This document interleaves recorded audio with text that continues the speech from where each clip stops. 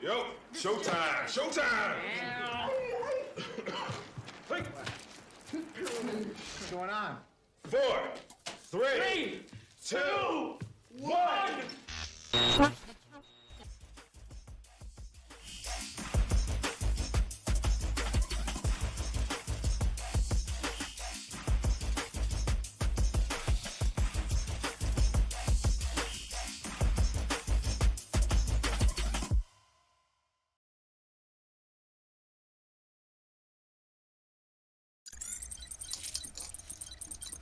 Hello everyone out there. Actually, now I can take these off. We're just gonna wait a bit. If anyone in the chat can hear me now, please let me know.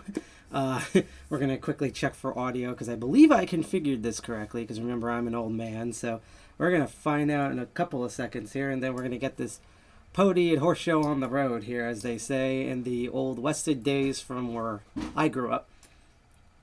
That was all a lie, by the way. I wasn't old west or anything.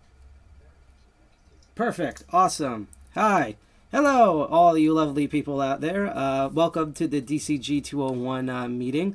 A lot of this visual display here that says DEF CON 201, because that's correct. That's what we're known as. But we're working on a new logo. We're going to... Yep. Thank you, Hexer, for letting us know that you can hear me in my blabbling. But we are overhauling a bunch of things, including making a new logo that's going to reflect our more accurate name, which is DCG 201, and that will be probably done by the end of this month, so stay tuned. So you'll eventually see. That's why we have under construction banners on our social media. We're going to have all this stuff built up. So what's going on right now and who am I? People refer to me on the internet as Side Pocket. I am one of the two co-founders of DCG 201 along with G.I. Jack, who's the other co-founder. DCG 201, also previously known as DEF CON 201 and DCG 201. As it kind of implies, we are one of the many DEF CON groups across America and around the world, and we are located in Jersey City, New Jersey. Subsection of like kind of bringing the core DEF CON experience in Las Vegas a little bit to New Jersey, a little bit close to home, a little bit to all of you, until we can all meet at DEF CON. We normally meet the third Friday of every month. However, because of the pandemic and the fact that people can't stop coughing in people's faces and police beating up anyone with a face, literally, we used to make that joke, but it's true. They'll beat up anyone with a face, including each other. Among other crazy things, ever since last March, because we have done this for over a year now, and it's been 4 years for us as a group.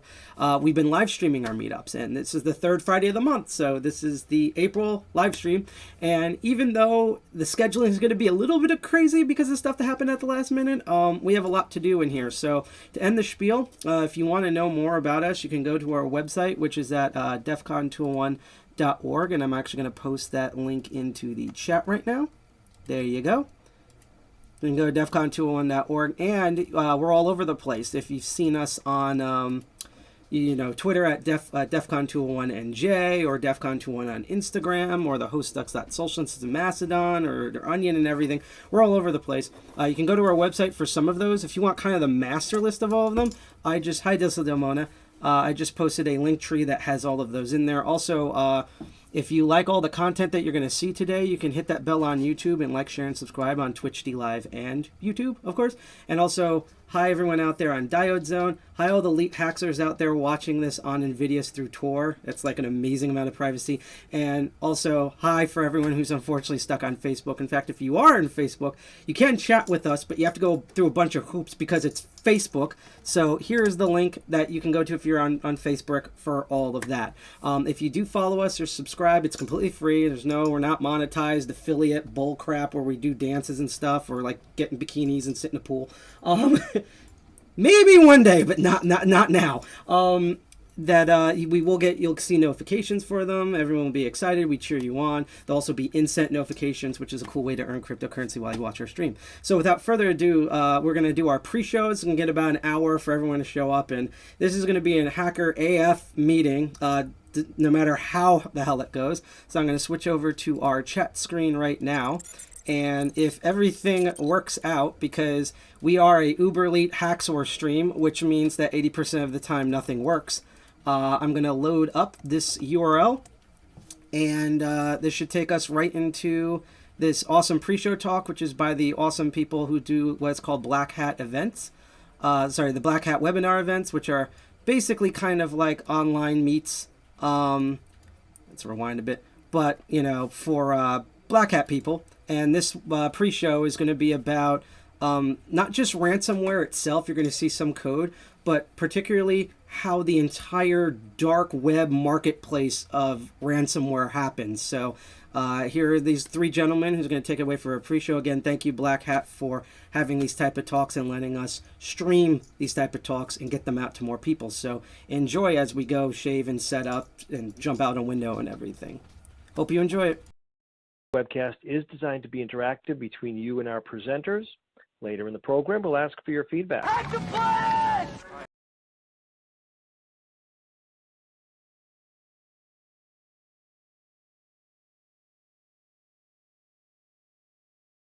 Oh, real quick, because this already happened. Thank you. It's Kayla, one of our speakers. Thank you for following us on DLive. I didn't know you had DLive. Thank you for following us. We will see you at 8 p.m. Eastern Standard Time. So otherwise, enjoy the pre-show right now.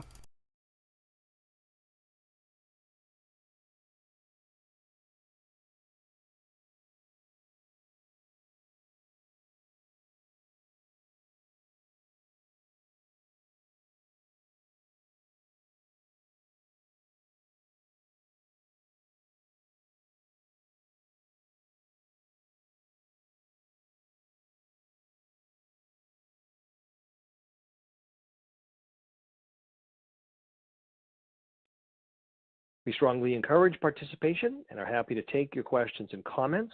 Sorry about that. Technical difficulties. Get used to them. It's a DCG 201 stream. Just type them into the Ask a Question text box in the bottom left of our console. We'll answer as many questions as time permits after the presentations. Slides will advance automatically throughout the event, and a PDF copy of the presentation can be found in the resource box on the bottom of our console.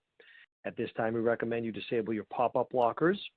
And if you're experiencing any technical problems, please visit our webinar help guide by clicking on the help ? Icon on the bottom right of our console. If slides are not advancing, please press the F5 key on your keyboard to refresh your console.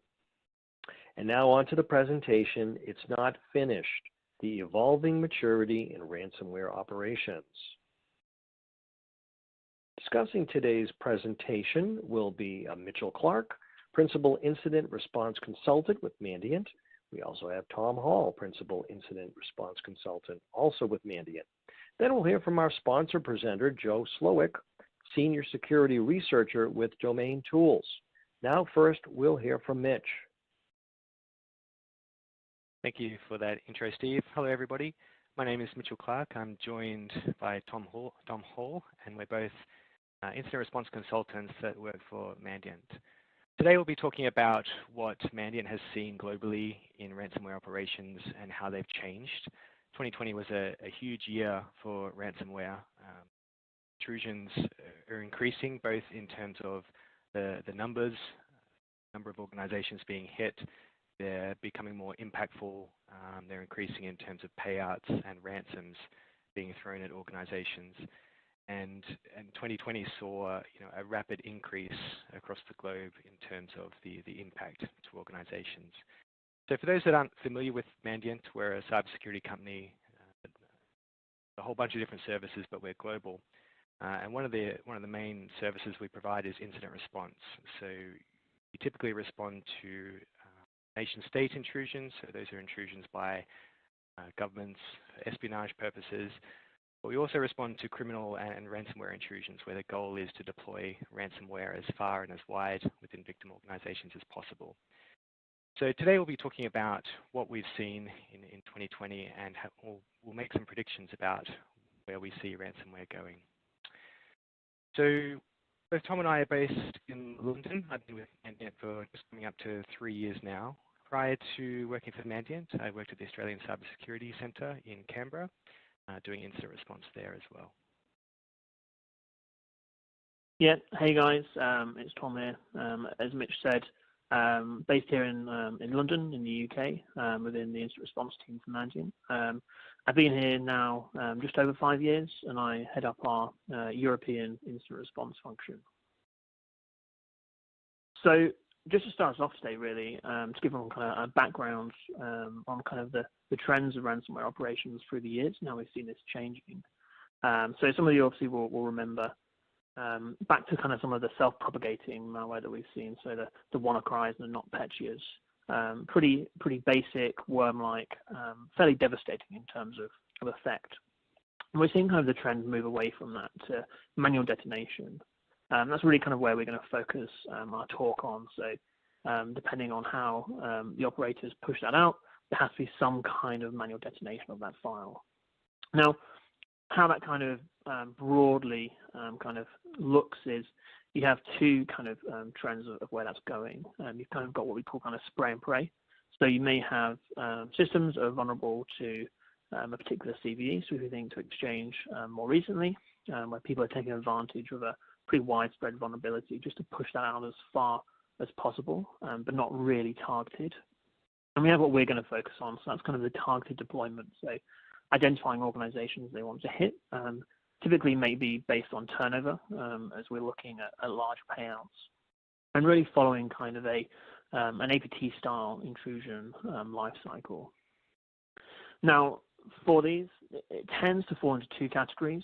We have partnership models, so we're going to focus a bit on this today, and Mitch is going to start us off in a few minutes talking around some of the different partnership models that we're seeing.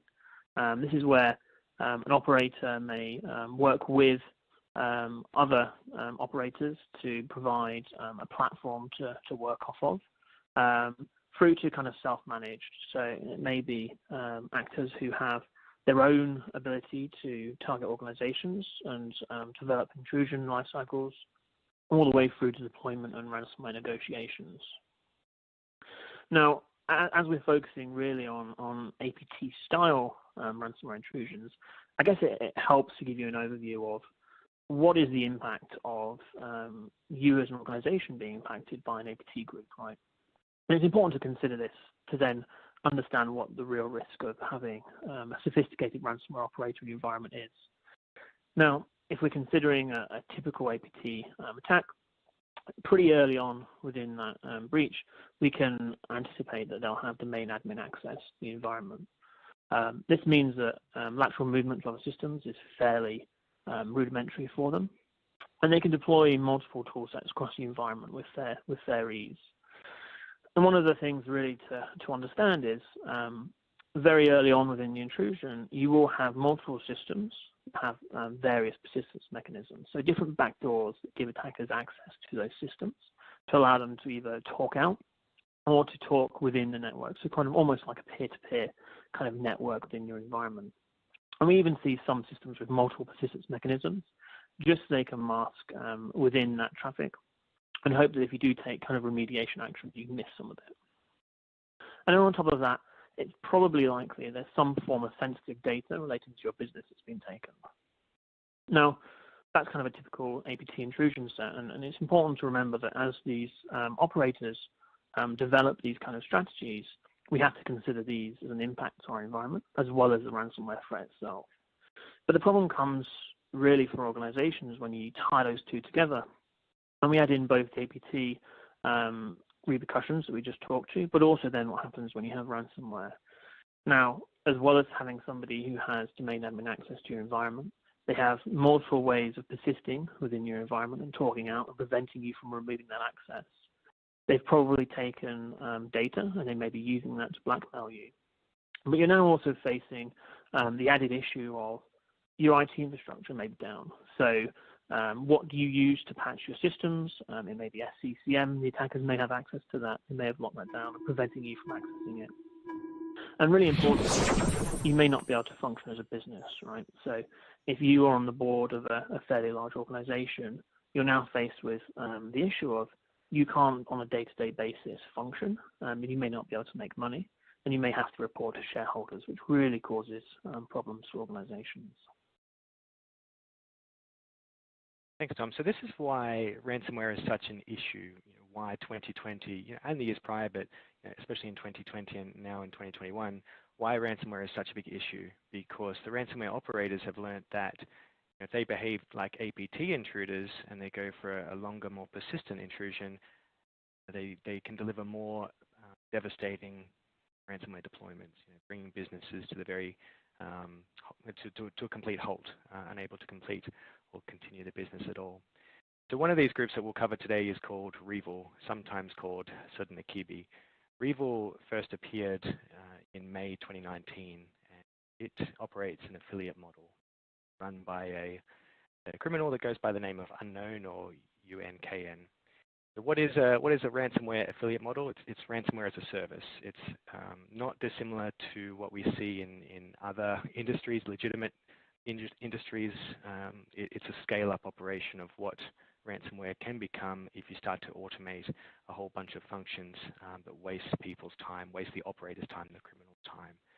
So an affiliate model like REvil means that Unknown, person behind the platform, will recruit, employ a whole bunch of different attackers and bring them onto the platform, onto the REvil platform. So when we talk about REvil, and when other organizations talk about REvil, we're actually talking about a conglomerate of attackers, different threat groups that are all using the same platform. Unknown vets the affiliates, and they have to buy in, so they have to put money on the table, and Unknown will kick them off the platform if they don't perform. So for use of the platform, affiliates will receive only a portion of the payouts that they get from their victims. So typically, we believe REvil affiliates are getting between 60 and 75% of the ransoms that they're getting from their victims. And the rest goes to Unknown, essentially as a platform fee, cost of using the service. So what is on a ransomware as a service platform? What does that look like? It's different for different groups, but for REvil, they get a few handy things that makes their life easier as attackers. They get malware generation capabilities, so they're able to press a button and the platform will generate new ransomware. This means the attackers can use unique malware per victim. They don't have to copy and use the same malware everywhere, with the potential downside that if decryption keys are leaked in the future, all victims can decrypt their data. So by having unique malware builds per victim, they can evade antivirus and they can increase the devastation of their ransomware deployment. And normally that would take a lot of human resources to generate new malware per each victim, but the platform takes care of it. So you've got a cost saving there for the attackers. The ransomware service also looks after setting ransom demands and taking payment either as Bitcoin or Monero, so cryptocurrency. The ransomware service looks after victim communications, so that's the comms with the victim where the negotiation takes place, where the proof of life of any stolen data is shared or given, and that to and fro between the victim and an attacker. And lastly, the service also offers coin laundering, cryptocurrency coin laundering, which is a way to anonymize cryptocurrency to make it harder to track where currency is going. That's a lot. That's a lot of things that the attackers get out of the platform. This means they get to focus their time on performing the compromises, for going after organizations, compromising them just like an APT group, just like an advanced persistent threat group, and getting the ransomware out into the environment. Because REvil is made up of a whole bunch of different threat groups, time to ransomware deployment varies between groups. So for some, we're talking hours. As soon as they're in, they're able to escalate privileges quickly, move laterally to domain controllers, and deploy somewhere across the whole org, bringing down business across the board. Some attackers take up to 4 months, but that's not a comment about their competency or their effectiveness. It's more of a comment about how many victims they're able to get, and they're generating a backlog for themselves. So they're getting access to a whole bunch of different organizations. We'll go into how in just a moment, but they're then triaging those victims and then stepping through those victims over time, probably based on likelihood of payout, turnover. Who knows what they're looking at when they're prioritizing. So for those victims that get hit, we get compromised and then get ransomware 4 months later, that's because the attacker's been busy with other victims between those two time periods. So that's a really quick overview of REvil. Let's look at some of their tradecraft and attack lifecycle, the nuts and bolts of a REvil intrusion. So we won't step through everything, just a few interesting points. And again, this varies by affiliate. Each affiliate is an attacker to themselves. They just happen to be all using the same platform, the same malware. So it could be malware. So when gaining initial access to organizations, each affiliate will have their own methods. Interestingly, we see some of the affiliates using mass exploitation of vulnerabilities for internet-facing infrastructure. In 2019 and early 2021, we in the InfoSec community have seen a whole bunch of high-profile critical vulnerabilities for internet-facing infrastructure. So things like VPN, SharePoint, remote desktop servers, and remote access applications like Citrix all had some pretty significant vulnerabilities come out, and some of the REvil affiliates have been using those vulnerabilities to gain an initial foothold, initial compromise into victim organizations. So REvil have been turning these vulnerabilities and exploits around into compromises weeks, sometimes months after those CVEs, those vulnerabilities have come out. So it's not like they're spraying them a day after they come out. There's a gap here. But we expect that to get shorter over time. And then REvil are also compromising some organizations using lateral movement via third parties. So while compromising one organization, they'll identify that that organization has access to another organization, and they'll leverage that access to move laterally into that third party, into that other organization. The attacker gets a 2 for a price of 1. And then we see some initial compromise happening through traditional methods, air quote traditional methods, credential stuffing of internet infrastructure, and then phishing of end users as well. It's effective, it works, and the attackers are after as many victims as possible. And it's probably worth to say too that this is just like an APT group. Our Chinese, Russian, North Korean, and Iranian attackers all use these methods as well. So the ransomware attackers are joining the APT groups with this tradecraft. So after gaining initial access to an organization, the REvil attackers will want to stick around. They'll want to establish a foothold.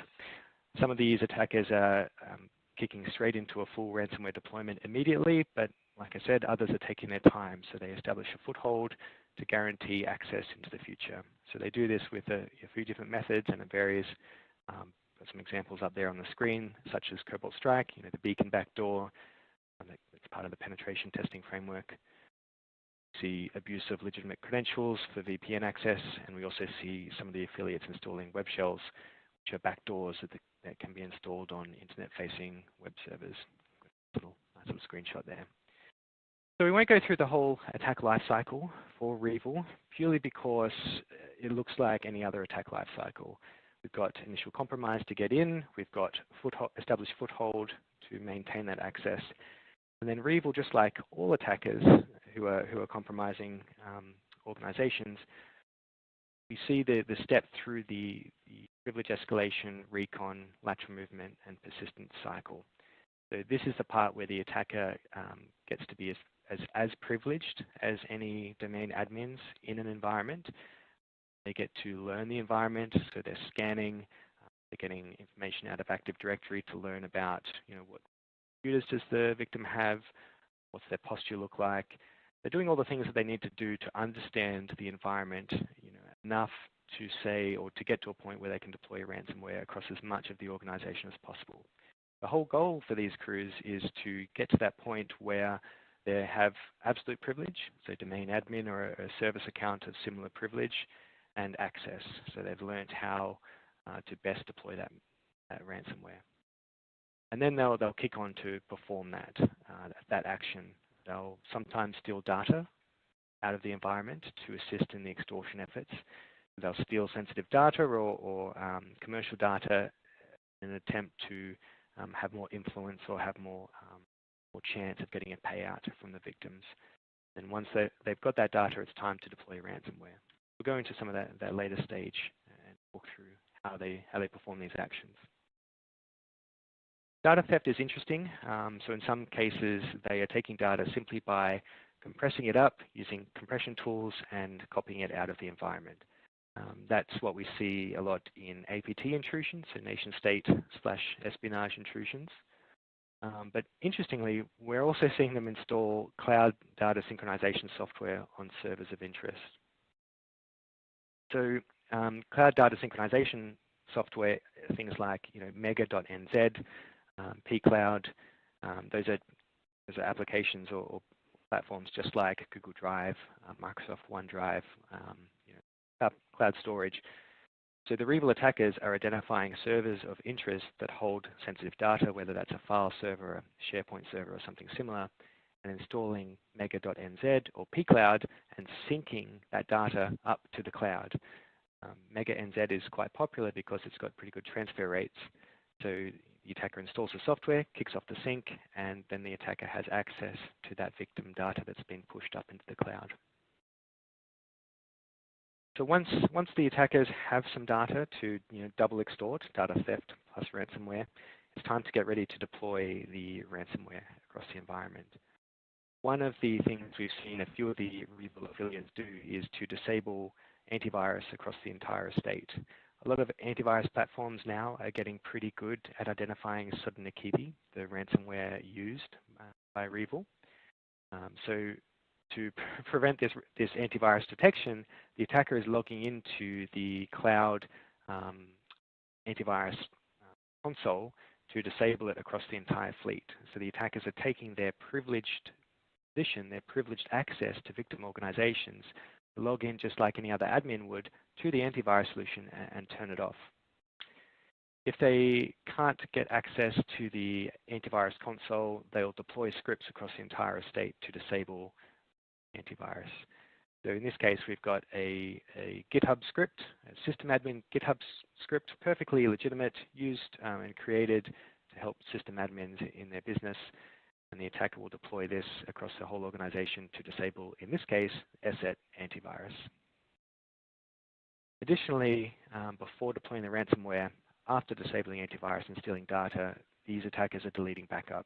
So we've had intrusion after intrusion where the attackers are deleting file backups, they're deleting archives, VMware or vSphere virtual machine snapshots, taking the time to figure out where those snapshots and backups are and then deleting them. So this is an attempt to prevent viable recovery by victims, again, all to increase the likelihood of victim payout to the attackers. And then when it's time to deploy ransomware, again, each affiliate varies, but a common method is to create an SMB share, chuck the ransomware onto that share, and then deploy group policy objects, push to every single computer, and that group policy object will create a scheduled task to download that ransomware from the SMB share and then begin the encryption process. The attackers are cleaning up any systems they've missed with PSExec, which is just a remote execution tool published by Microsoft. Nothing groundbreaking here, nothing that you haven't seen before, but it's highly effective. If you've got admin privilege, if you're in that position in the victim network, then this is a fine way to deploy your ransomware across the organization. So at that point, every system, every workstation, every server, it has its data encrypted, and these messages are left behind on each system, telling the victims that they've been ransomwared and pointing them towards the Onion Tor website for ransomware negotiation. They've even got nice, pretty infographics, and again, this is all handled by the platform. This is created by Unknown and up on the platform for affiliates to use. So that is a really quick and really brief rundown of REvil, who use the ransomware as a service model. I'll now hand back to Tom to cover a different group and a different model. Cheers, Mitch. Yeah, so I'm going to cover what we've seen kind of as a similar to the affiliate model, but more on the kind of the partnership model between CACPOT and DoublePaymer, with DoublePaymer being the ransomware of choice here. So CACPOT, just some background really, we've seen traditionally as a banking Trojan. You see mass kind of targeting of organizations kind of spread everywhere, really hitting multiple organizations. And in 2020, we're seeing kind of the partnership model between CACPOT and ransomware providers, in this case, DoublePaymer. What's interesting for this is that kind of the intrusion sets that CACPOT offers really tie in well to ransomware operators. And it really enables that partnership to be able to take organizations who are already infected with a modular backdoor, in this case with CACbot, to be able to go through the attack lifecycle and deploy double-payment ransomware. Slightly different here, though, is that negotiations for the payment here are handled by the ransomware operators themselves, and we suspect there's just a kind of a monetary transfer for access to those environments. Now, won't run through in detail, but as you can see here, what we've got is kind of the typical attack lifecycle for ransomware. What you can see, and what I've kind of set out on the right here, is you can see the difference between what happens with the organization, CACbot in this instance, where the lifecycle ends for them. So they've got kind of persistent access to an environment, they've got admin rights, and then they're handing over to the ransomware operator, in this case, DoublePaymer, to go through that event and the subsequent negotiations with the organization. What we're seeing kind of as an overview of initial compromise is pretty basic phishing campaigns, but important to note that these are actually pretty successful.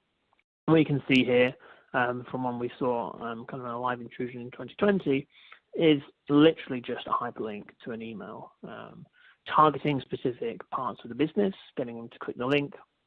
The link then downloads a zip file, and embedded within that's a VBS script which fetches the payload and infects the system with CACbot.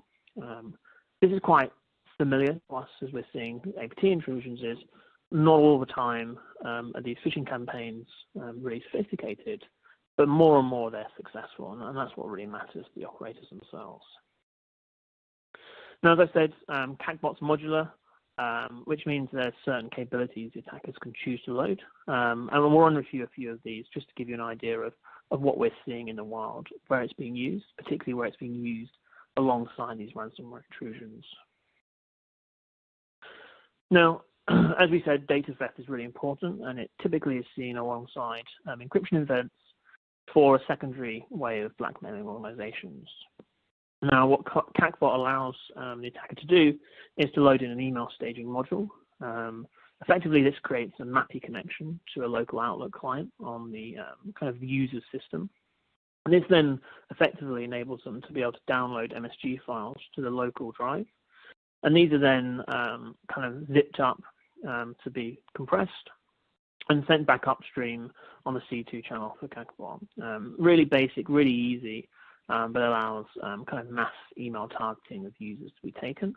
Pretty hard to detect unless you've got EDR toolkits on board with particular rule sets to be able to identify this. Similar to our Evil, and a lot of kind of red teams and APT groups now, we're seeing a lot of Cobalt Strike.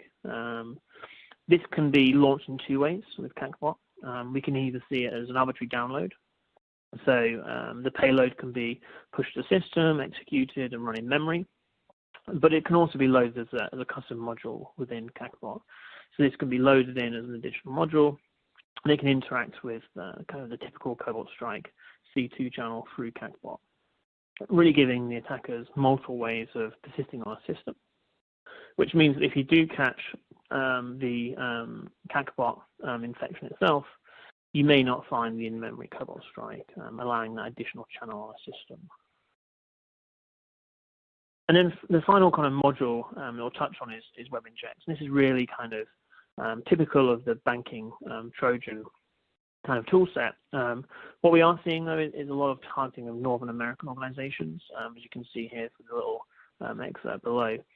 Effectively, this is secondary to the email data theft, but typically then would be targeting users' personal banking detail. Quite often that can be useful for things like password resharing, but also for additional financial purposes.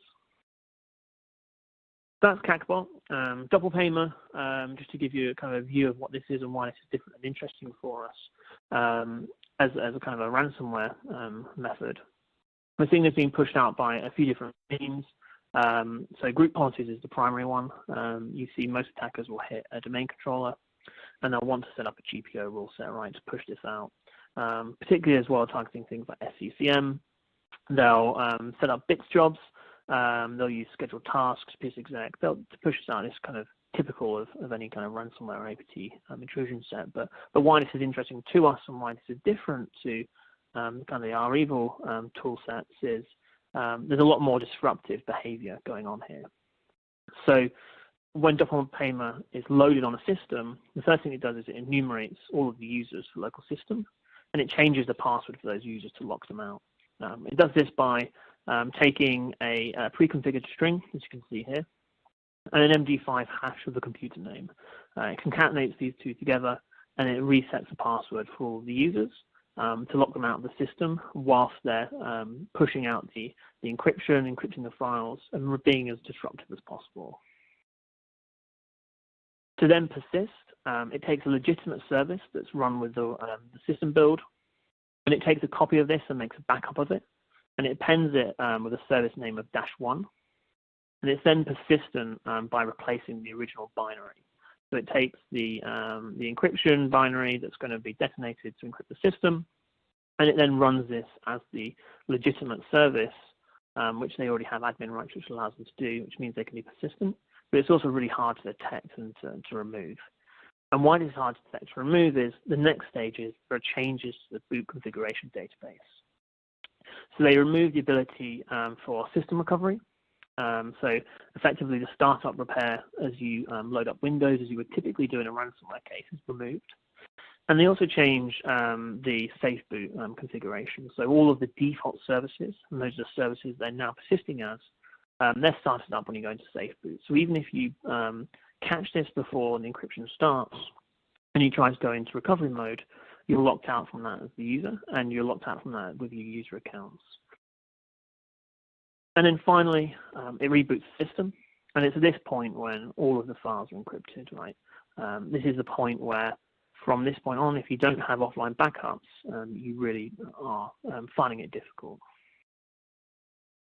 So just a takeaway, it's highly effective. Tooling up with CACBot gives them more organizations to target. It's very high impact. So they're particularly removing access to systems. And in 2020, we're seeing as much as a single organization a day being targeted by these groups. So they're highly effective, and they're really active in the systems. Over to you, Mitch. Thank you, Tom. So we've looked at two different groups today, but there's a whole bunch of different ransomware groups. But these two are indicative of sort of the two main models that attackers use. So unfortunately, from our point of view, ransomware will continue to be an ongoing problem for business, for organizations, for governments, and for everyday folk. So at the moment, there's no real downwards pressure on the ransomware industry. So we're seeing everything increase. 2020 was a big year. But it's a big year because this is the more profitable way for attackers to go, to compromise whole networks, to take your time, take their time to deploy their ransomware and get into that position where they can bring down an organization. So this is going to continue. Payouts are going to increase, the number of victims are going to increase, damage to organizations is getting worse, and the extortion is getting stronger. So what we're seeing is these ransomware operators looking at their business model, it's horrible to talk about them this way, but it is a business model for them. They're looking at their operations and figuring out, where are autonomies that we can create, where is automation, how do we make our business leaner and meaner? Do we just recruit more people to do this, or do we do things like create a ransomware as a platform service to sort of automate some of those things that take time? The only sort of positive upshot I can get at here is maybe ransomware is now a boardroom risk. It's quite often the #1 risk on corporate risk registers when talking about cyber issues.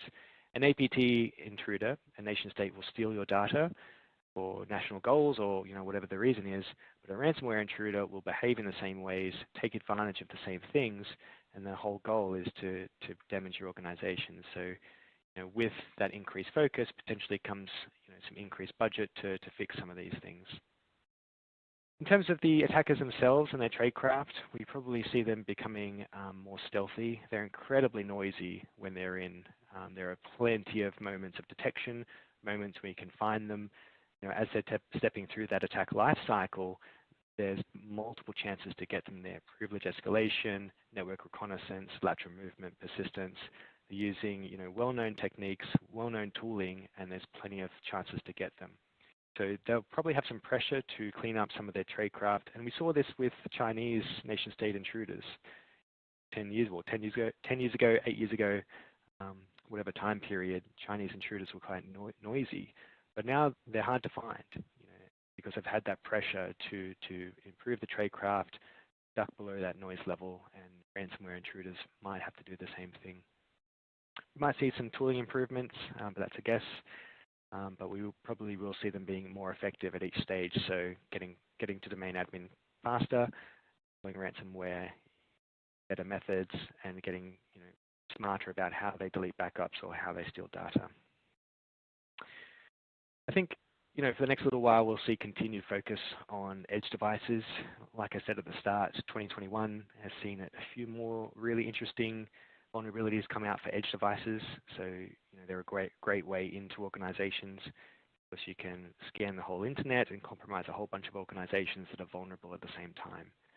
But these hackers do face some limiting factors. They unfortunately have too many victims and not enough operators.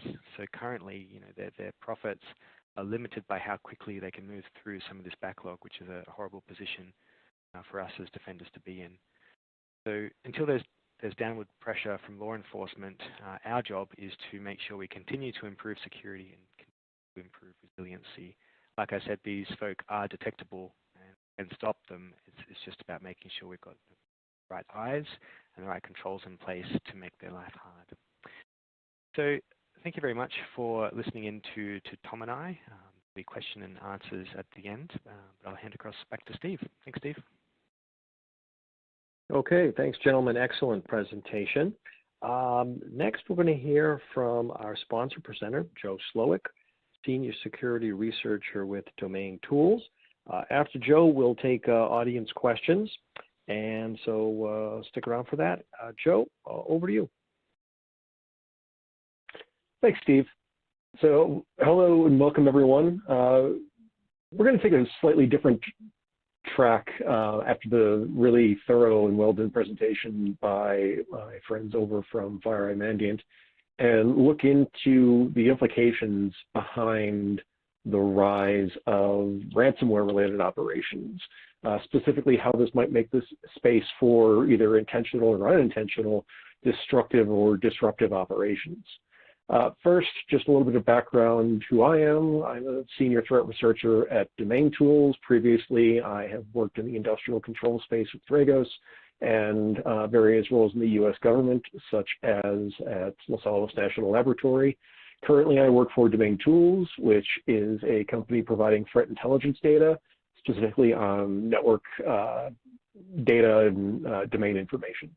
But pivoting back to ransomware, it has been interesting over the past few years that, in addition to some of the technical evolution in tradecraft that my friends at Mandiant discussed in their presentation, we also have seen increasingly bold operations related to ransomware operators. So just looking at some examples from 2019 through the present, we've seen extensive operations by ransomware operators targeting entities such as pipelines, hospital systems, and similar elements of critical infrastructure that previously, at least the assessment by many within the industry, was that these items would likely be left alone by ransomware operators because of the risk of causing unintentional damage or disruption.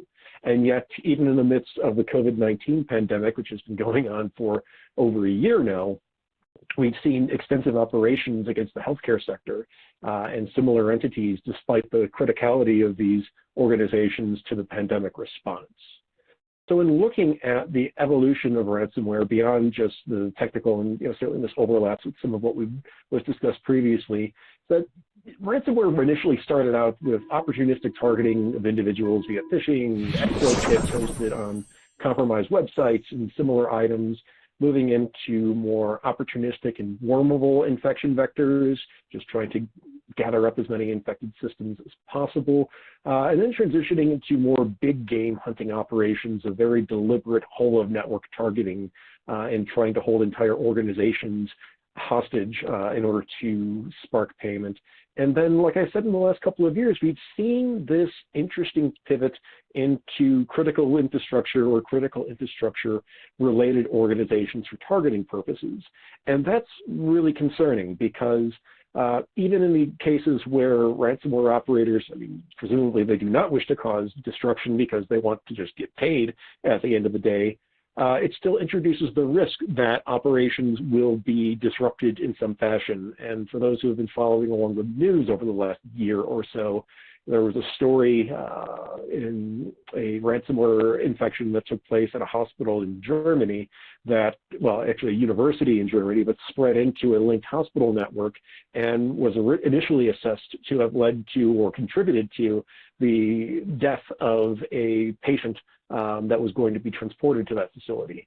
Now, subsequent investigation have made those links seem quite a bit tenuous, maybe not that supportable, but certainly we're beginning to see the possibilities that a ransomware infection can start having significant repercussions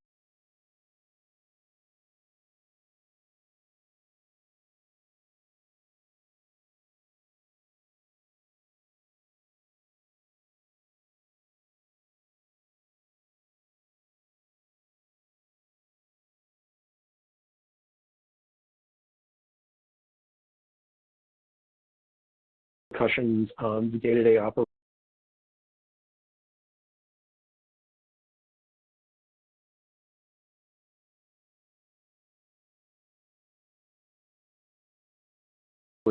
of critical networks that have physical implications.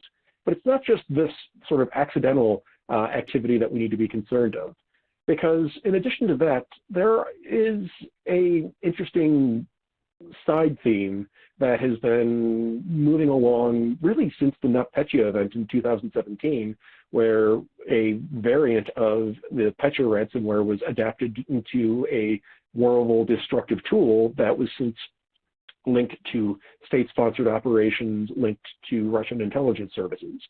In the time since then, we've seen other elements where there have been shades of possible state sponsorship or state nexus operations, not just in terms of ransomware for generating funds, something which may be the case looking at links between assessed North Korean operators and various criminal entities, but also potentially using ransomware as a cover for outright disruptive operations. So certainly there was some discussion about the Lachergoga incident that affected Norsk Hydro a few years ago.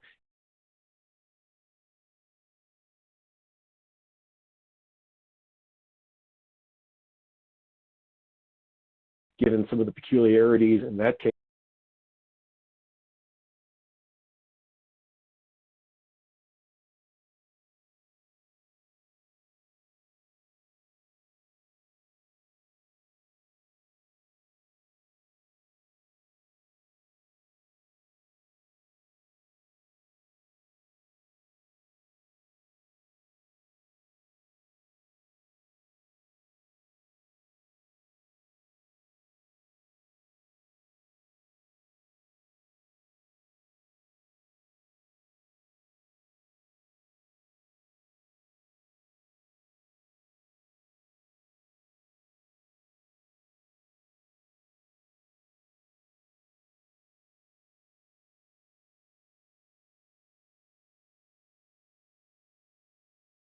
Hang on, technical difficulties.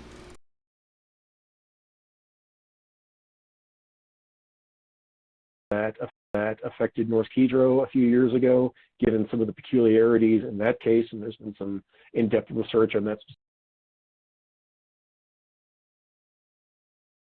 Hold on.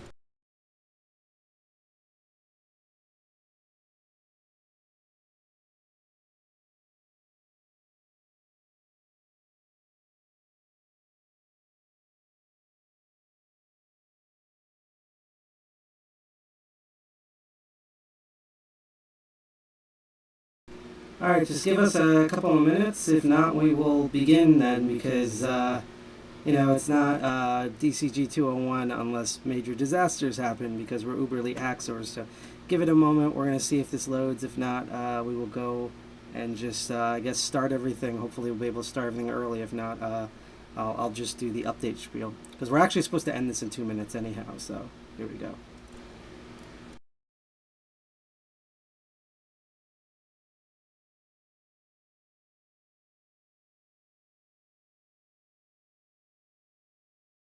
Hang on, we're going to take away the browser mode for a second.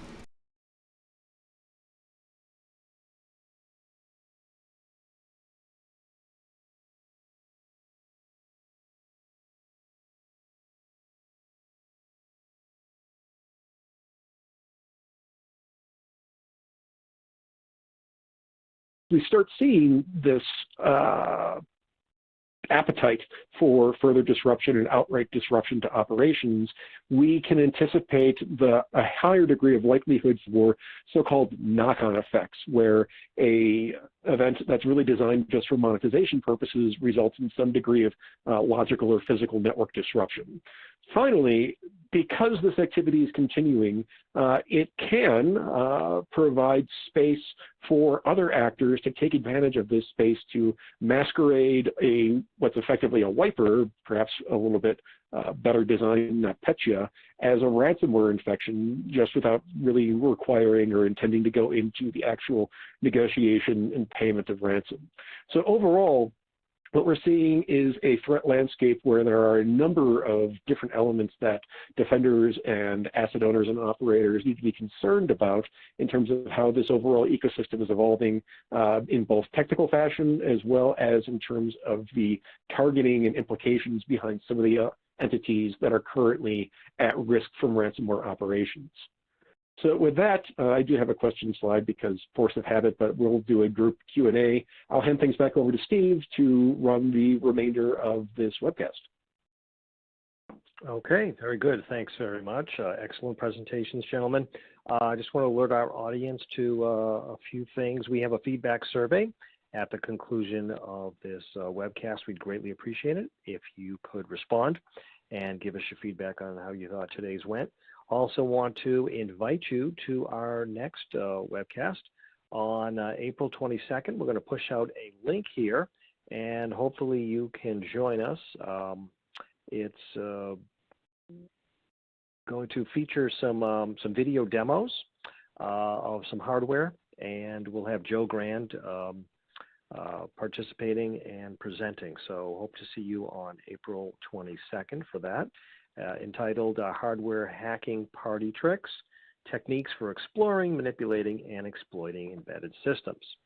So register for that. And let's see, we've got a number of questions here, so let's get started right off the bat. Nellie has a question. Let's see, regarding Coveware reported that in Q4 2020, the average and median amount of ransom paid actually decreased, as victims worried about not actually getting their systems back, and also about U.S. sanctions against Evil Corp. G7 warnings against facilitating payments to international criminals and financing WMD programs. Are Coveware's findings for Q4 an exception? Who'd like to take that? I guess I can take that one, Steve. Thanks for the question. So I think Coveware have some pretty good data on payouts and all that sort of stuff. So, I believe them when they say that they're seeing a decrease. Why they see a decrease in Q4, who knows? I don't know. Definitely from what we've seen, the ransom amounts have sort of gotten to the, quite high numbers, sometimes into the millions. And I think that'll continue for the time being. I don't see them getting smaller. It looks like that they're looking at the turnover, the amount a company makes, and then making an assessment about how much they can afford. And that seems to be their approach. In terms of sanctions, I think that's going to make it difficult for some victims to pay if they choose to. But it's tough, right? No one wants anyone to pay for these ransoms. If everyone stopped paying, the industry would disappear, and criminals would go find something else to do. But for a lot of these organizations, they're facing the end of their business. There's no backups anymore. For some of these orgs,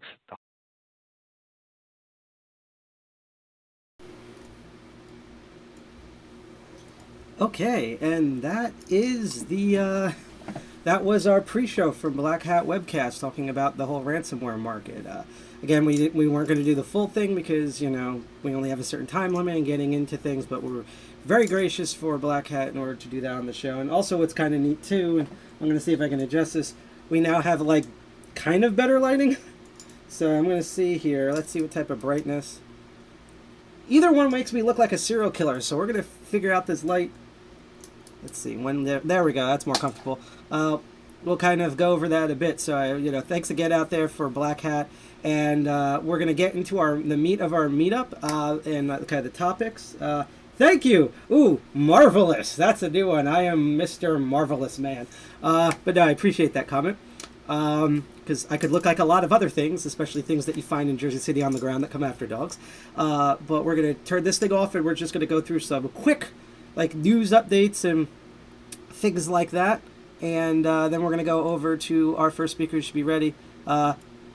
Hi, so as you probably heard, give me one moment, and we're just going to spend a minute or two to go through the spiel, and then we will be good. So sorry to keep you here. Awesome Debian shirt. I will just give me one moment, and we'll go right ahead and not waste your time. So again, as we said for the audience, we're going to go through just a couple of quick notes here first. So as you can see, if the browser will actually cooperate, there we go.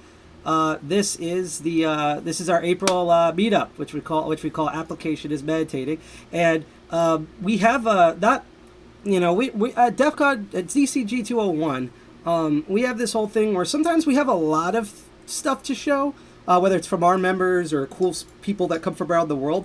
But normally we honestly try to do quality over quantity, so we don't have that many things to talk about, but what's there is going to be neat, and I'm just going to kind of go ahead and do some things. So after I introduce our next speakers, after they're done talking, Siricel's going to show off a really cool musical thing that we recently discovered on the internet. And now I will say this right off the bat. Originally, we were supposed to have the CVE 2021-28918 0 day. That's the one where they manipulated npm and netmask in order to unmask various VPNs and TCP IP addresses. Unfortunately, as far as I know, everyone got borked, so we're still hoping they're able to, we'll do it live. If not, they did send us a background video on a completely different subject that we will play in instead, and that will be a pre-recorded thing, but we'll still hang out and chat and stuff like that. We'll probably only play an hour of it. If I remember correctly, it's an interview they did with Not Dan over something else, some other hacker-related thing. So if we don't have SIC codes and the rest of the gang on here, I apologize in advance. We literally planned this out for a month, but sometimes things happen with speakers. It's even worse in person sometimes, which is why we kind of dread going back to in-person meetings, even though we will be live streaming everything with permission in the future. Yeah, that too. Thank you. So that was the giant. Yeah, we technically do live in a dilapidated warehouse, but that's not a giant industrial fan. That was a smaller industrial fan that we had because it's hot as hell in here, and I have to open a window. So that's kind of what we're going through here, and then depending on the end, we may or may not hang out, but we'll see how tonight goes. Just because, again, we usually play this stuff out in advance, but it's DCG 201. Things happen. This is what makes us afraid of presenting at DEF CON. But I want to get a couple of other things out of the way first. So first of all, we're doing a lot. Not only later this month, but through the rest of the summer. And literally out of effing nowhere, there's an awesome group that's called Blacks in Cybersecurity. Awesome group. We actually covered their spring conference, I believe we did that last month. It was really fun, and as you may or may not know, we also have our own specialty shows, and not only am I known as a tool member and have been picking locks for over 4 years now, I would say, but I also have a show that happens every first and third Sunday of every month called The Master of Unlocking.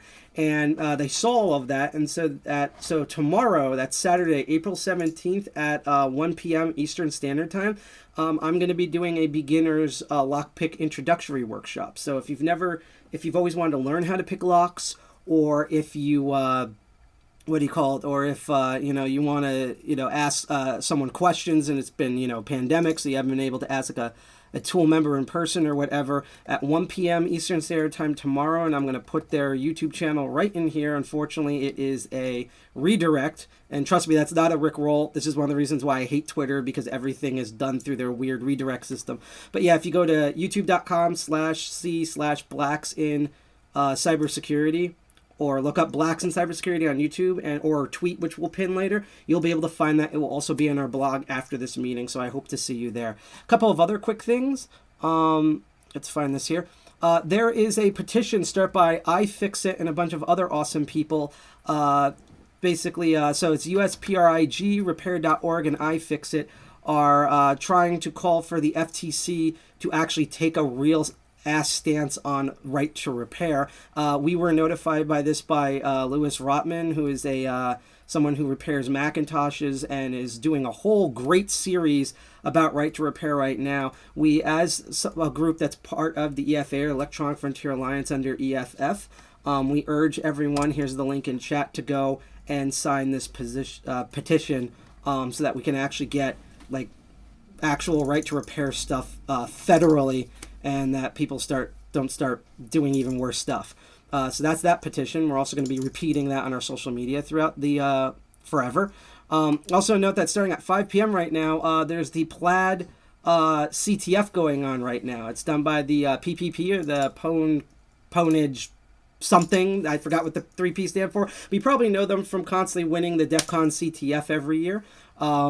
They have their own sort of CTF, and you can actually, can't think right now, we are actually entered into it. So if you go to our Discord, and I'm going to post that link in chat, here, let's see, where are you? Where did you go? There you are. If you go to our Discord and sign up for it, you will find the details of how to log in under our group name, and then you can start hacking away at these challenges. There's stuff for everything. They have reverse engineering. I see some Nintendo stuff here, so that's neat. Crypto, web, miscellaneous. There's a bunch of stuff. It just started. It's going to end this Sunday, April 18th at 5 p.m. Eastern Standard Time, and it's going on now. So I hope you join me and everyone else this weekend at DCG 201, because it's open to the public, to go under our group name and attempt to basically improve our security skills by playing this Plaid CTF game. We're not looking to necessarily rank, although we usually do decently well on these. We're just here to learn. And speaking of just here to learn, one last thing. If you're in New Jersey this Wednesday, there is the Vintage Computer Federation swap meet. It's going to be, the rain date will be April 25th, but it's supposed to start on April 24th. Why I said this Sunday, I meant next week, Saturday, I think it is. Or what day is it? I don't know. Because I can't bring up the calendar right now. Shoot, I can look it up. But yeah, I'm going to post the link in chat. It's going to be from 8 a.m. to 2 p.m. in Wall, New Jersey. This is where everyone's going to be buying and selling and trading all of their retro computer stuff. There's the link for it in chat if you want to look up all the details. It's on the 24th. Yeah, but what day is that? Oh, you mean like what? Yeah, Monday, Tuesday, yeah. I'm dumb. Let me actually pull up a calendar. That's what I can't do, yeah. That's why I just said that. Hang on a moment. This is me being a dumbass. Or, you know what? Screw it. I'll just do this. That is, so the rain date will be next Sunday. The meet itself is supposed to be next Saturday. So let's go back into full screen mode. So I've wasted enough time here, so now I'm going to go introduce them. Let's go to the big blue button. And sorry for the extra way I'm going to be introducing you folks right now, so just give me 1 second. So real quick, so what we're going to be looking at, this was a real cool thing. I stumbled this, me and I think GIJX stumbled this on Twitter a while ago, which was this awesome research paper about, because, you know, there's been a lot of talk about FOSS. We're not going to go into all of that in certain organizations, but what we are going to get into is the fact that we're very familiar with the way dependency hell works, and there's been a whole thing about depreciation of software, and you've ever run a program where you're trying to do something and then you realize that one of the dependencies does not work anymore. That's a big common thing that happens, and so these fine folks are going to do a talk for us about detecting at-risk software, you know, free and open source software and stuff like that. So I'm going to adjust the sound here, and we're going to get in, sorry for the double reverb, we're going to get in on the action here, unmute. Hello out there. Everyone should be able to hear you now. Hello. Yes, awesome. Yeah. So, without further ado, take it away, awesome people. So I have some slides, but at least in the blue button, there's no like icon for share my screen. Oh no. Oh, hold on. There Empower is. me. Just give me a moment. I have to actually upgrade you to that. I'm sorry. This is going to be that type of meeting today, where it's like, welcome to DCG 201, where nothing works. Make presenter, and make presenter. There it is. There you go. Oh, you took it away. It was. Oh, there I for can only just a do one. moment, and Okay, now so it's if you gone. have the slides, Make Kaylee the presentation. Yes, now she she's is. She's the big boss. she All right. she is. Ooh, big I boss. need the power. She I don't know has the about power. big boss, but okay. So it should be there now. Watch my Firefox crash. Oh crap. Yeah, that's what we've been trying to avoid this entire time. Yeah, my Firefox has crashed on me now. Yeah. That's awesome. Well, we can. We can do a little intro while you're. Yeah, that's reviving. that's While I'm perfect. rebooting my yeah, Firefox hates this video sharing lately. There must be some kind of bug. All right, I have to restart. Some That's underproduced basically all that software. comes to. Okay. I know, right? All right. So, Mego, I'm going to let you vamp. I'm going to have to leave and come back. So when you come back Firefox hates in, me. let me know and I'll make you presenter again. So just take Okay, it away. sure. It's a All 0 right. hour, Super. so All right. You're good. Okay, so so I'm Mako Hill. I'm definitely the lesser contributor to the work that Kaylee will be presenting. I'm an assistant professor at the Department of Communication at the University of Washington, and I've also got like appointments in the Department of Computer Science and in Human-Centered Design and Engineer and some other bits and pieces. And I'm also been a contributor to a bunch of different free and open source software projects for, I don't know, gosh, now quite a long time. I've been a Debian developer for about 20 years. I not even intentionally. I was about to say we sort can of- tell. Like I thought you were an Arch developer for a second with that logo. Yeah, I actually have a Debian mask now that my partner got me. It's like I'm very excited. Wait, a mask? Yeah, like if when Kaylee comes back, if there's a break, I'll go show you. Yeah, it's cool. Oh, cool! You guys are anonymous now. That's great. So I started contributing to Debian when I was a kid, basically, and I've been using this stuff since the 90s. Definitely have and then I still maintain a number of Debian packages, probably reasonably poorly. I'm part of the problem that I think Kaylee will be talking about. Then I started contributing I was part of the team that the first group of 12 or so people that started the company that eventually became Canonical, which created Ubuntu. So have been participating in a bunch of different projects, mostly at the level of kind of distribution. So handling kind of integration work for a long time now. And then I kind of, yeah, go ahead. yeah, no, I can't wait until because unfortunately we have a prominent member in our group named N Commander. He's known on Twitter as Foss Firefighter. I can't wait till he sees the I guess the replay of the stream, because I imagine he's passed out right now because he's not in chat. Because one of his whole stories, he's worked for many companies and he worked for a lot of core stuff in Canonical for a while, and that's why he has half his hair now. So I kind of wish he was in here right now so we could hear him die in the chat. That's all we wanted to say. I got out early. I was at Canonical from 2000. Gosh, it was probably 2000. Maybe even, I don't remember, 3 or 4. I was there for like the first 18 months or so, and then I bailed to go work on the One Laptop Per Child project. Oh, sweet! We have one of those. Like our member can actually get that. So while you say that, he'll grab it. Yeah, I've got a couple of them. I've got a couple of them in boxes under my bed. All right, Kaylee is back. Awesome. I will move things around now then. I went back. I mean, for me, I think that I've been participating in a bunch of communities in a range of ways. And one of my jobs at Canonical, I was sort of like, I don't know, community kind of like I had some technical roles that I was doing, but I was also sort of responsible for helping kind of like build a help build a good sort of like developer and user community kind of stuff. And it worked out really well, kind of faster than we expected. And people were, I was getting, like some conversations. People were like, oh, this is great. Can you help me out with this sort of thing? And eventually this like, I don't know, some academic, this guy, Eric von Hippel, who was at MIT, was like, so you seem to be an expert in this kind of stuff. Do you actually really know what you're doing? Do you know why this stuff sometimes works? And you've been part of some. That's an internal computer question. Is this the? And I was just like, yeah. And the answer was no. I have no idea. There's no science to how this stuff works. And so I think that part of what I've been doing, I went back to grad school and kind of like had this like very big sort of career change. And I mean, Kaylee did too. I mean, we got a similar kind of background in this regard, and have sort of become social scientists studying communities producing free stuff, stuff like free and open source software, stuff like Wikipedia, stuff like that. That's awesome.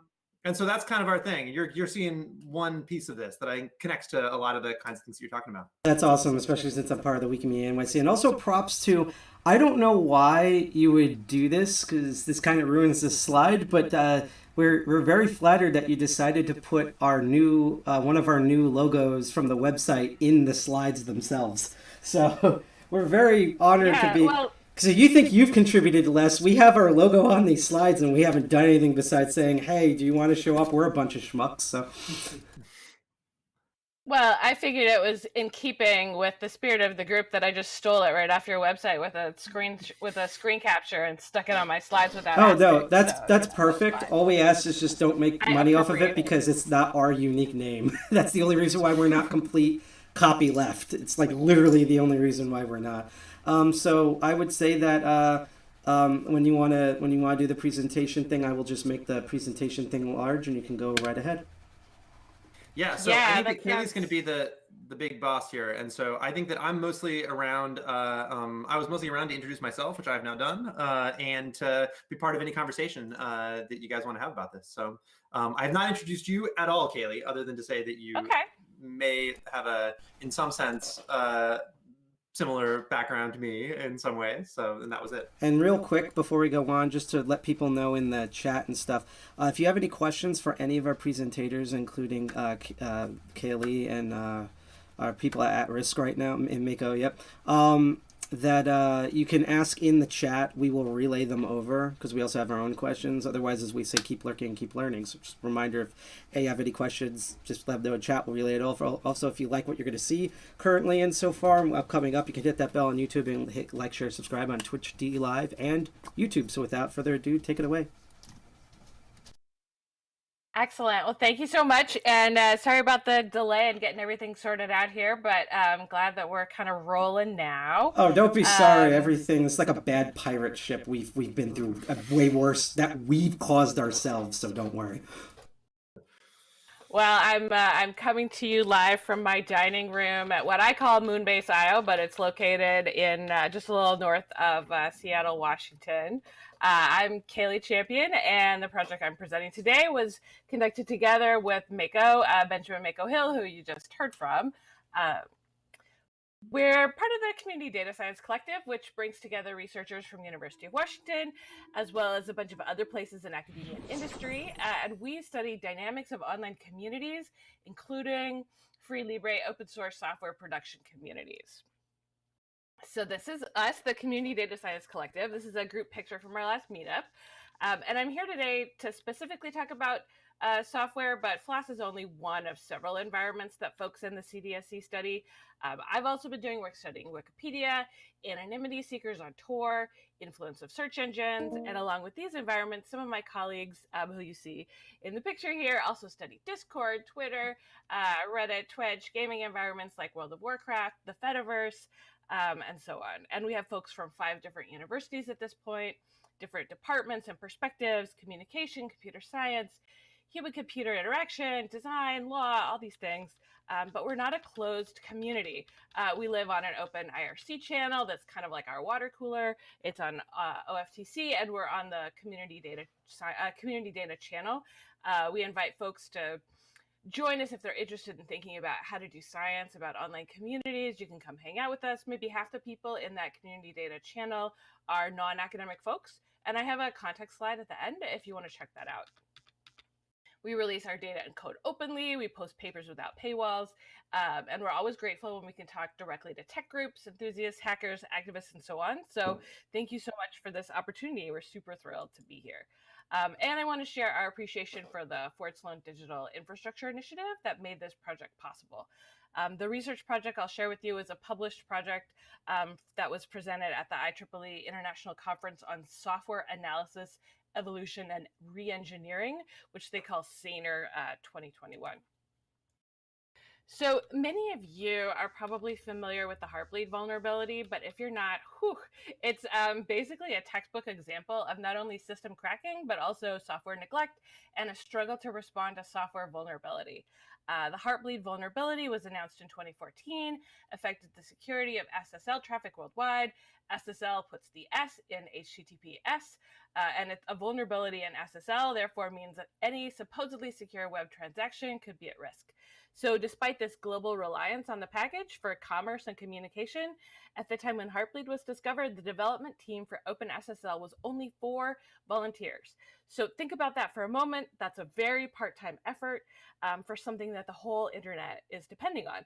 Banks, online stores, all our communication systems. And this event raised concerns that there may be other vital pieces of software out there acting as infrastructure that are similarly neglected.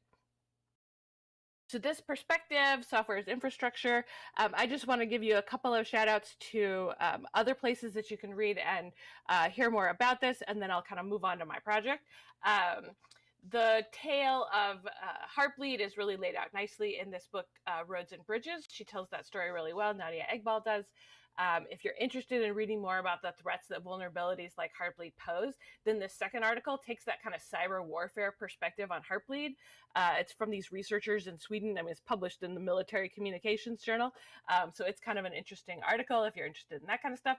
And if you're interested in how Heartbleed itself was tackled and resolved, this paper from James Walden about Heartbleed was published in the 2018 Mining Software Repositories Conference. All right. So OpenSSL is one of a vast range of free Libre open source software or FLOSS projects like GNU Linux, Python, Firefox, Apache. These projects are developed largely by volunteers. They select their own tasks and priorities. And this can be a real advantage, as Yochai Benkler points out in Wealth of Networks. Individuals can very efficiently match their interests and skills to tasks. Networks let us distribute effort out there, and version control tools let all those contributions then be combined.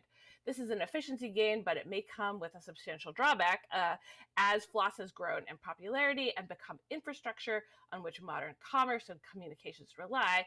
What if the tasks that volunteers select are not the tasks most needed by the public? What if neglected infrastructure, most in need of repair, has invisible problems? And how do you prioritize among the many crumbling roads to choose where to focus your repair attention? This project is part of our answer to this challenge. And our insight into this is derived from a basic expectation of infrastructure. We all might hope that the most important components of software infrastructure, those bridges that we're driving over the most often, are also the ones with the highest quality. Use the most, highest quality. You'd expect those things would line up, but not always. How do you detect those cracks, those mismatches in virtual cement? How do you detect those at-risk infrastructure components before they cause major failures? Bugs and bad software are everywhere.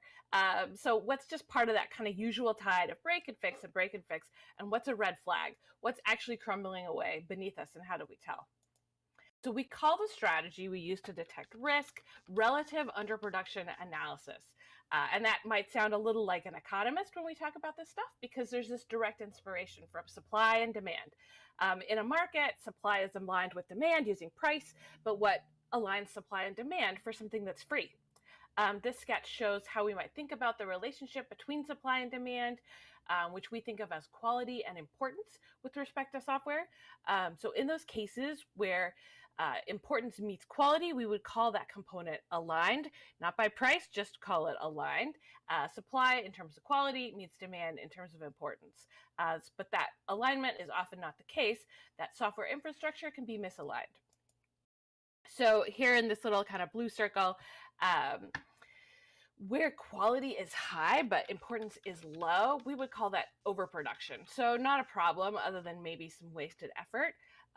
Alignment, that's our match between quality and importance. That's the ideal case. Quality meets the importance of the software. And we have particular concern for software that falls to the right of this diagonal over here, where heavily used components are relatively low quality. That's a problem. So underproduction occurs when importance is really high, but quality is really low. That's when we're at risk. So we developed a 5-part approach for identifying underproduction. I'm going to walk you through the steps and then describe how we applied this general method to a specific case in Debian. All right, so first you want to identify a body of infrastructure where you can make some useful kind of comparisons among the projects. Step 2, you want to identify some kind of measure of quality. So underproduction is about quality and importance. Got to measure quality somehow. Measuring quality is surprisingly difficult in software, by the way. I won't describe that in full today, but I could talk for a long time about how hard it is to measure quality in software. Computer science doesn't know how to do it any better than anybody else. Identify a measure of importance. That's our other part of underproduction definition. Step 4, we have to figure out some relationship between quality and importance. I was talking about one kind of meeting the other. So how do we think those two things should be related to one another? And then step 5, test for deviations to find that relative underproduction. Here you're looking for the things that don't fit your definition of how quality and importance should be related to each other. All right, so that's our 5-step method for measuring underproduction. So a couple just points of emphasis here. We see this as a general method. We were originally inspired by work studying Wikipedia. There are other kind of bodies of infrastructure other than the ones that we analyzed that could be that this could be applied to. There's other ways to measure quality, other ways to measure importance than what we'll present here. All right, so now we're going to take those 5 steps and show you kind of the case that we applied them to. So the case we used was Debian. That's our body of digital infrastructure. This is a pretty valuable site for study all on its own, even absent kind of the broader project we're looking at here, because Debian is the backbone of Linux web serving worldwide. That's a very broad view of packages in that distribution, and we extracted data from Debian's public repositories for this analysis. They were very kind in sharing that material with us and making those things public and open, including their bug tracking system and their release databases. For our measure of quality, hold on to your hat just a little bit here, we use speed of problem resolution extracted from bug reports. So measuring bug resolution takes some specific handling. At any moment, many bugs are going to be open, new bugs are going to be getting reported and getting closed. So if what we care about is how long it took to fix them, we don't want to drop all of those that are still open. I mean, our measure is duration or speed, but if we don't have an end date, what do we do with that data? We don't want to drop it. Those have a lot to contribute. The approach we took borrows from biostatistics, and we conduct what's called a survival analysis. This is the same thing people do with respect to like diseases, and it's very much top of mind because of epidemics, but also all kinds of lifespan analysis is done the exact same way. We used all their same tools, but we applied it to this case. So this plot shows survival curves for bugs in Debian. And you might notice there's 2 groups of little rainbow lines here. It turns out that these 2 groupings are actually 2 different types of severity. Right here, these are release critical bugs. Those are fixed much more quickly. You see they're announced and then they plummet like a rock right here. And then here, these take a little bit longer to get fixed.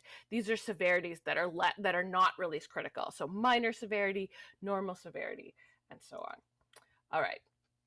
So another problem with using data like bug data for something in Debian is that some packages don't have very many bugs, or there's a high variance for resolution time. So some things resolve fast and something takes years. You want to take the average of that and call that the end? Probably not. So to calculate an estimate of problem resolution for each package, we used a technique called Bayesian hierarchical survival analysis of bugs. And I will spare you most of the statistical details here, but let me just run through the keywords. A Bayesian approach, that's making progressively better estimates as we get more information. Hierarchical approach, that means we make use of the fact that we know that bugs live inside packages, and that's extra data that we kind of get for free to make better estimates. And then third kind of major piece here, survival analysis, that's those rainbow swooping curves that I showed you. We don't know necessarily when all the bugs were closed, but we know how long they've survived unsolved, and we can learn from that information. So that's the survival analysis. All right, so our analysis is just under 22,000 packages. That's all of Debian. The community's track record of dealing with about 500,000 bugs, that's the entire history of Debian. You might say that not all bugs are the same, and we did take that severity into account as an important control that you saw with kind of those survival curves that I showed before. All right, so we did quality. Now we're going to do importance. That's step 3. We use Debian's system called Popularity Contest, or PopCon. That's examining installation rate. People opt into surveys. This is about 200,000 systems. You can see here in this graph, this is kind of from the PopCon homepage. It shows the number of survey responses from each architecture from 2004 to 2021 on a log2 scale. So at the top, this line here is AMD 64. It's like the whole history of the internet captured in one extremely hard to read graph, but essentially here's this line here is AMD 64. You see it climb through time. You see i386 kind of decline a little, kind of flatten off here, and then all the myriad other architectures that are included, but in kind of small numbers. So what we found, so we took up a rank ordering approach to relate quality and importance. This is our step 4, and it's essentially saying like, okay, so you have a measure of quality, you have a measure of importance. How do you decide where the problems are? The idea here, it's kind of simple, which is that the most important software should also be the highest quality software. 1 to 1, 2 to 2, 3 to 3, and when they're offset, that's a problem. The further offset they are, the worse the problem is. So that's rank ordering. And then the last step here is to test for those deviations. And where the rank order of quality and importance is diverged, we characterize that package as misaligned. It's either overproduced or underproduced in the language that I showed you kind of with that sketch at the beginning of the talk. So what we found is that underproduction is significantly widespread in Debian. And this shows that underproduction factor for each package. It's a Bayesian approach, so these are not points, they're distributions. Each one of these horizontal or vertical rather lines is the 95% credible interval for our estimate. So on the left here, these are the ones where it crosses 0. This is kind of the 0 line. So we don't know for sure which side of the line it might go to because it's crossing the 0 point. But on the right, we could be quite confident because those lines don't cross 0. This greenish smear right here is all of the packages that are overproduced. And then the blue, that's our trouble spot. That's all the things that are underproduced. And this represents more than 4,000 underproduced packages out of that 22,000 that we looked at. This is all software that may be at risk because of that mismatch between quality and importance. All right, so we walked through the 5-part method. Debian case, I'm going to talk just a little more about what we found when we applied this method to Debian. What is in that color smear? Here's where kind of a heat map version of that exact same data that you saw on the color smear slide. This dark zone right here, that is all those underproduced packages. This is where they live. They're in kind of this trouble zone. All right, so here is a list of the 30 worst packages at Debian. I feel kind of bad, like I owe somebody a coffee or a beer or something every time I give this list. But this is the most extreme kind of underproduction issues in Debian. These are the 30 with the greatest concern. The most extreme example on this chart is GNOME Power Manager, managing power consumption. Not only do serious GNOME Power Manager bugs take a very long time to be fixed, it's widely installed in Debian. And I want to share 2 kinds of observations about the results that we got from this study. I'm going to talk a little bit about a long tail of GUI underproduction, and then I'll talk about what implications this work might have for tech communities like y'all. All right, so this is that table of the 30 worst that I showed you before. And one observation we had of is that 12 of the 30 kind of packages in this list are actually, this is pieces that are part of that windowing system, that GUI interactive part of an operating system. So GNOME, KDE, X Windows, or they're oriented to kind of desktop uses. So that would be the Mesa 3D graph. Oops. Well, it had to happen at some point that I overclick. All right. Mesa is a 3D graphics library. Blues is part of the Linux Bluetooth stack. Record My Desktop, screen capture program. Those of us who are familiar with the history of GNU Linux in the early days as kind of a desktop operating system, we may not be super surprised by this result. The OS has come a long way since those early days, but maybe not far enough. And lest you think that these are picky kind of aesthetic issues, if you go in and inspect the bug list of each of these packages, you will see many very serious bugs. And ultimately, I would argue it doesn't matter what you use a component for. If it takes the system down or opens it to attack, you have a problem. So implications for tech communities, we're inviting folks to think about not just their own projects that they're involved with, but the projects on which they depend. And invite you to think about how if your tool chain, your success are relying on neglected components buried down in there in the free Libre open source software ecosystem, it may be time to invest in improvements to this shared infrastructure. And I also wanted to say, that we're open to collaboration. If you want to apply this method to an environment you care about, I invite you to get in touch. All right, and so for my part, I'm eager to understand more about what drives underproduction, what causes it, how it emerges over time, and what might mitigate it or counter it. Our theme in this presentation has been underproduction, casting light on neglected infrastructure, and describing a method to measure the problem. We walked through an example of how that looks in practice, and now we hope that others can use this approach, apply it to understand their work. The future of digital infrastructure relies on thoughtful engagement from across diverse tech communities to understand neglect, identify risks, and mitigate harm. Measuring quality and importance are key to this, so let's continue the conversation. And thank you all so much. Awesome. Awesome. Just give me one moment here. Awesome. I just had to turn my mic back on. That was an excellent presentation, dead serious. And I just want to remind everyone to chat, because right now I think they're speechless. If you have any questions, because we're about to ask some questions as I get rid of the preview image here to our speakers really quick. This is the time to do so, because I'm going to give it maybe 5-8 minutes for this, depending on how everything goes. So and then I'll actually ask our co-founder and folks in the room, and I forgot to mute this. There we go. And yeah, so the first question I guess I'd ask is, so you've done this for and with Debian. Has there been any other FOSS projects or operating systems or platforms that, since you've researched, has reached out to wanting to be able to do tests on their own systems?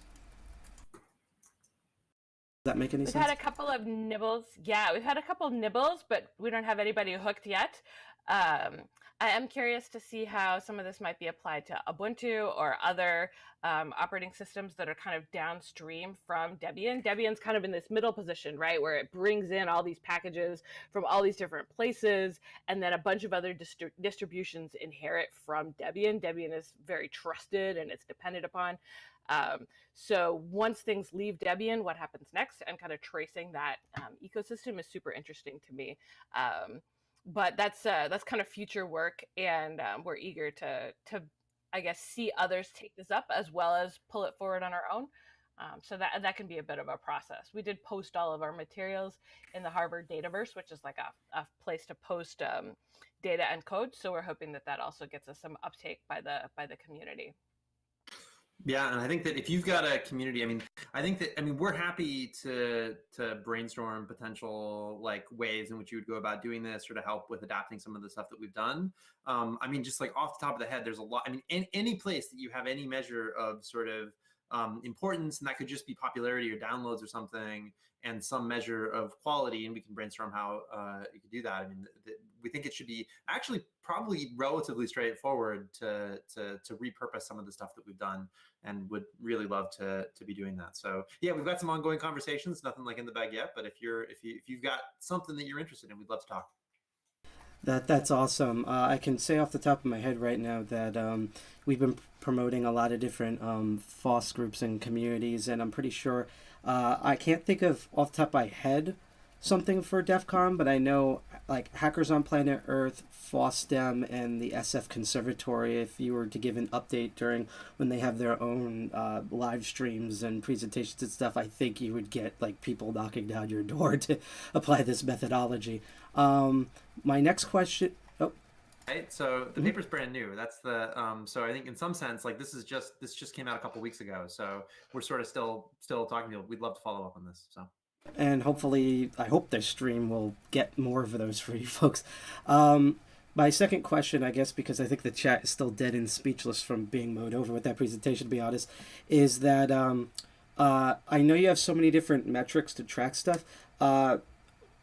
How well of an adaptability or pain in the ass it would be if a project like completely like redid their backend infrastructure. As an example, there is a more Libre version of a variant of Arch Linux called Hyperbola, and it used to be Arch Linux.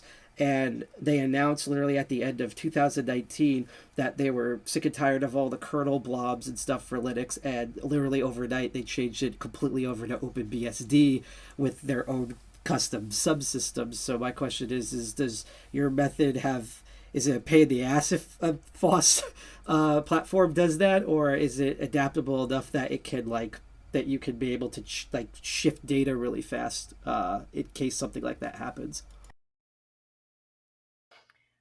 So I would say that we can definitely incorporate sort of forklift replaced environments. Like that's something that we can do, but the trouble is you need some kind of track record if you want to measure how quickly bugs are resolved. So if that's your quality measure, you need some kind of track record to show what folks can do. For a brand new system like that, I would think that you would want to develop a quality measure that was a little bit independent of that history. Like you're starting your history over again. So you want to, what's a quality measure that matters for you, that makes sense for you? So you'd want to kind of custom design the approach to meet the environment. But it may be the case that the best way to avoid essentially having to pay off all of this technical debt that accumulates is to just declare bankruptcy and rewrite things from scratch. Like that is a valid technique. And that may very often be what folks need to do. I would say that one thing that's not really reflected in the stuff that Kaylee presented today, but which is kind of like bread and butter for like our broader research collective, have been studies that are based around the sort of natural experiments, basically like big changes that people do, not because they're trying to do science, but because they just stuff's got to change. And I think that we've done there's a whole bunch of statistical methods that you can use to help sort of estimate the how that kind of change sort of affected a range of kinds of type of stuff. So I think that actually hearing that one day we changed everything, as long as there's a way in which we can consistently measure something that's happening before and afterwards, that's to me that sounds awesome. That sounds like a really cool opportunity to maybe learn something about how the kinds of thing that is being changed might have broad effects. So I think I don't know, that actually makes me very excited. So it does. Yeah, it does for me too. And it should be interesting because in the past 2 years alone, we've seen, including stuff that we don't want to talk about right now, major shifts in terms of what's being used, what gets considered a dependency, things that are being written out because they're legacy or they found a better method. So that's the whole thing. I guess, so my final personal question, and I'll chat's still, we have a bunch of people watching, but they're just X eyes, amazing, body was not ready. And I'll open it up to see if any of the two folks here would like to comment. What was I getting at? Is that, so you mentioned that for metrics, and I'm going to I'm going to probably make you laugh by screwing up the phrasing of this, because I know this is an academic paper when you described it as, and this is how my brain remembers this, like Boolean baby metal hypervisor virus tracking buffering system or whatever it was called. It's a very, yeah, it's one of those, like, I thought a crypto wallet was going to generate at the end of it. That's how you know it's from academia. But no, this is me. When we interact with the Wikipedia things, it's always the tech people versus the academics, and then actual things happen. But no, so I know you said that for one of your methodologies, I think it was part 2, you were tracking bug reports. My question is that are you literally manually indexing this through just human brute force, or are you using or have developed or borrowed any sort of assistive programs or tools to help expedite this process to parse all the data? So thank Ishtar for Python. Python was my go-to tool for this, and lots of rsync. Python gods. The gods. entire history. Yeah, and I parsed. So the way Debian does bug reports is a little bit quirky in that you have to fake a header. A little bit quirky. That's understatement of the century. Well, but it actually has a big advantage, because it means that the only people reporting bugs to Debian are people who know how to fake headers in email, like manually, which is kind of a next level skill. It means you don't have tons of like spam from like people who don't know what they're doing. So that means the bug reports are great quality. So there's definitely some like quality through obscurity going on with Debian bug reports, and the folks who take them in triage them in a really like consistent way. Like, it's super pro. So there's a lot of advantages with working with this data, but it does mean that it's stored as a .mbox file that I then have to parse with Python and then like figure out how to munge the date, because no one does date in their like email program the same as the way anyone else does date in their email program. So the parsing of bug messages, of bug reports, was pretty intense for this project, but I did it all with Python by hand. This is yeah, that's right. An mbox file is a database, or rather, like 200,000 mbox files are a database. 500,000, yes. 500,000. I'm sorry.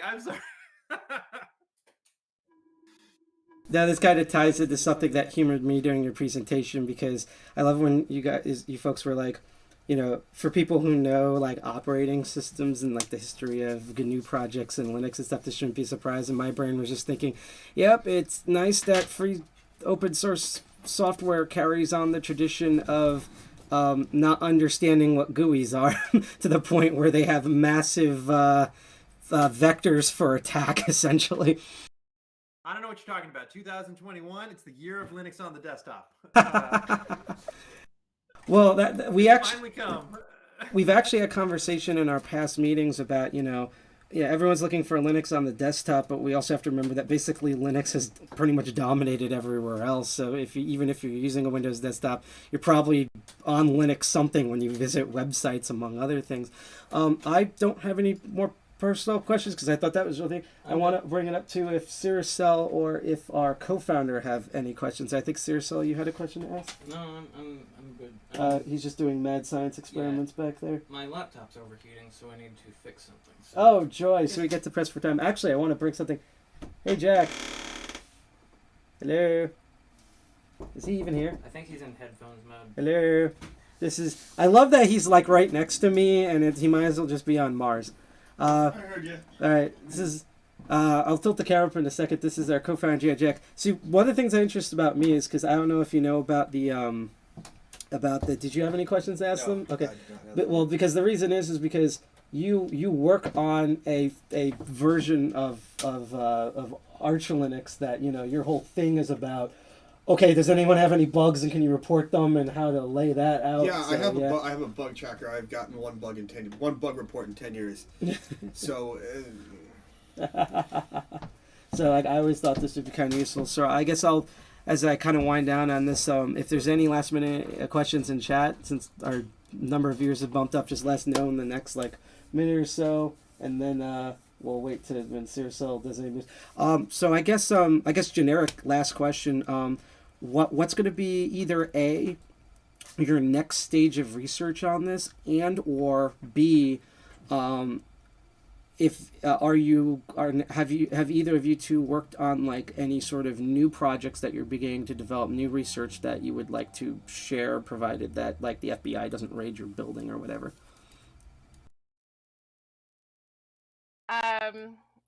So I'm not anticipating any three-letter acronym invasions anytime soon, but I am working on a couple different projects. One of them is to try to extend this work to try to predict those causes or associated kind of forces. Think about like, okay, so how do we get into the situation where some software is really hard to maintain? Is some of it actually just objectively in some way harder than others to keep up to date?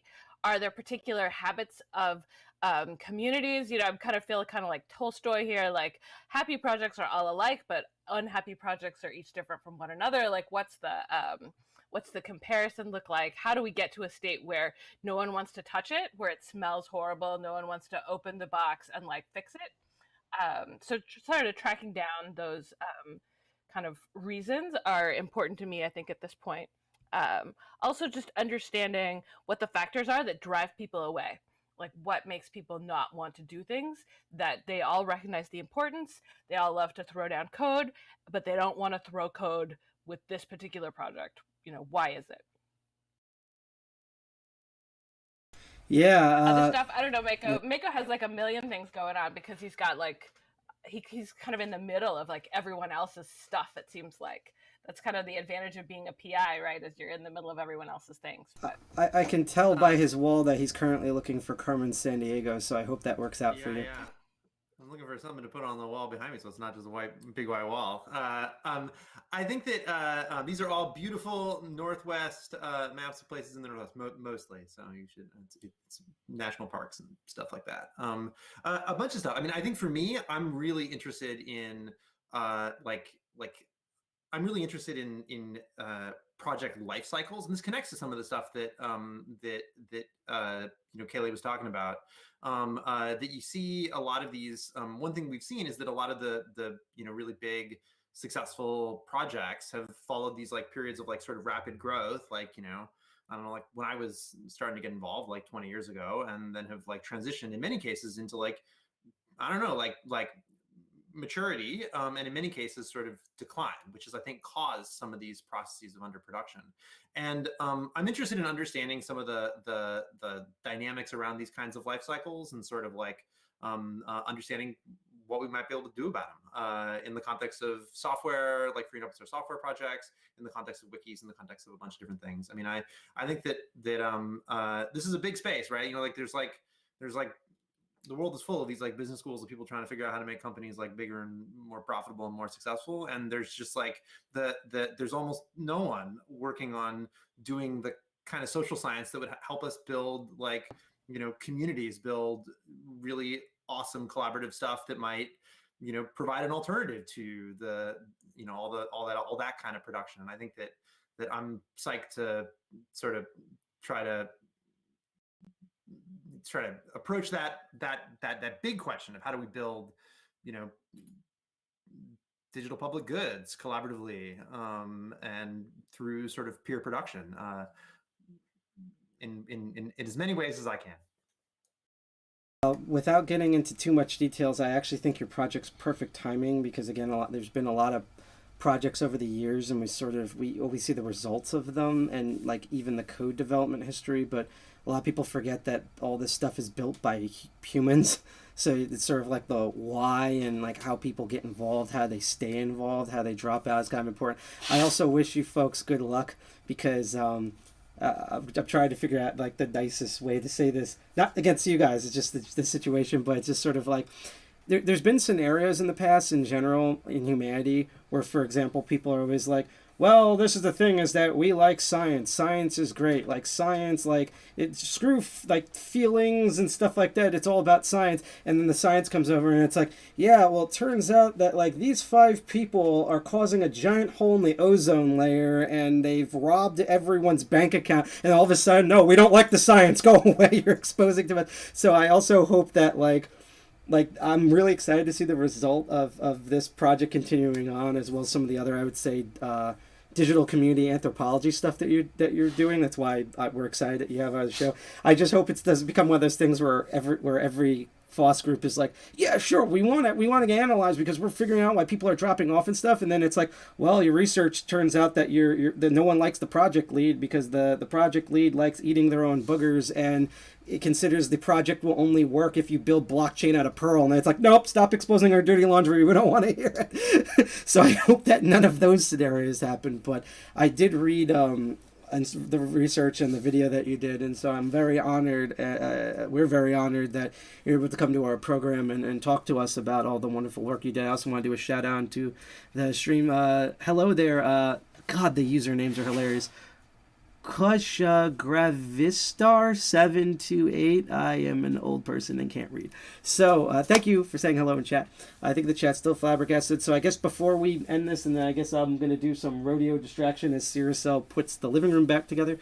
And Brant basically says, I don't have anything, just thank you to the speakers. Is there any, and you can post links and I can reshare them. Is there any, like, I know you showed this on the last slide, but like ways for people to contact you if they want to help out or contribute to this project, or want to just hit you up on like just pick your brain and stuff like that? Yeah, our group is communitydata.science. That's our website. We're the Community Data Science Collective, and there should be links to ways to get in contact from us there. Awesome, and I just reshared that in chat. So it's up to you if you want to stay out here, because I don't really think, unless I check, that we're gonna probably use this room, because we have one speaker here that I think we'll use this room for, and then the other speakers I have to figure out what end of Alpha Centauri they fell into. But again, thank you for having us on our stream here, for making our April meeting awesome. Everyone is just saying awesome stuff in chat. So yes, have a great day. And actually, real curious before you go, Mako. A lot of, not me, but a lot of our group members are into like biking around like cities and cross state lines and stuff. What I assume with all the maps, that's your thing, and you're not just hiding explosives anywhere. So awesome bike. Yeah, that's my partner's bike. Yeah, I also nice. am into biking across state lines and stuff. We biked. Yeah, actually, we biked. There's like the West Coast. I biked up from San Francisco. I don't know, was this like last year, year before? But yeah, totally. And too. I used to do stuff for the OpenStreetMaps, and that's like the most common way to get all the GPS data is just biking trip, and it's Jersey City, so we're big on bikes. There's like more bike lanes than there are people here. But again, thank you. I don't want to hold you up on here, so I'm just gonna. It's up to you if you want to stay or watch our mainstream here. But I'm gonna mute the chat temporarily as we then try to figure out stuff. So wave goodbye for Miko and Kayla. Mako, I mean. Yay. Okay, so I'm going to go back to face cam mode now, so you're going to see my face! There we go. And basically, I guess I'm going to blow over steam until Siricel can... Is it not on fire? About 5 minutes. About 5 minutes, awesome, because... That's fine. So one of the reasons I'm going into face mode right now is a couple of things. So to do the spiel, that was one of our awesome speakers. We're going to have another one coming up, as you can see in the background, doing the cat on the keyboard typing. If you like the talk that you see so far, and there's going to be stuff a little bit coming up, I would say for the next hour or two. And if you, we also have our own specialty shows. I have 2 shows, Master of Unlocking, where I teach lockpicks, and Crypto Barons, which is about, just blanked out, blockchain and cryptocurrencies as technologies. Our co-founder, G.I. Jack's going to have a show again next week at, on Thursday, 7 p.m. Eastern Standard Time, called Archvile Linux Perspective. If you like any of that and you're excited and want to get reminders, you can hit that bell on YouTube, put it on follow everything, and then you can like, share, follow for free on Twitch, DLive, or YouTube. Also, hi everyone out there, especially, unfortunately, if you're on Facebook. And I know that the chat's not too kind to you, but there is a workaround for that. We're going to post that once again in chat. I'm also just going to post our social media again, just real quick. And hi also everyone out there on Diode Zone, and hi to all the crazy hackers who are watching us to Invitus on tour. Every time you follow your earlier, when there's notifications that come down, we cheer you on, especially if you're on DLive, because that's what that 92 out of 100 counter is. We're like 8 people away on DLive, so that we can apply to be a crypto superstar, and we can do a lot more stuff with the DLive account. Speaking of, and I'm actually going to switch back to the screen again, if I can do this properly. Good, the room's empty. Let's go back to the website here. I'm going to actually switch this over to the other browser. Let's see. Actually, Sorry about that. don't ask. Don't ask. Don't tell.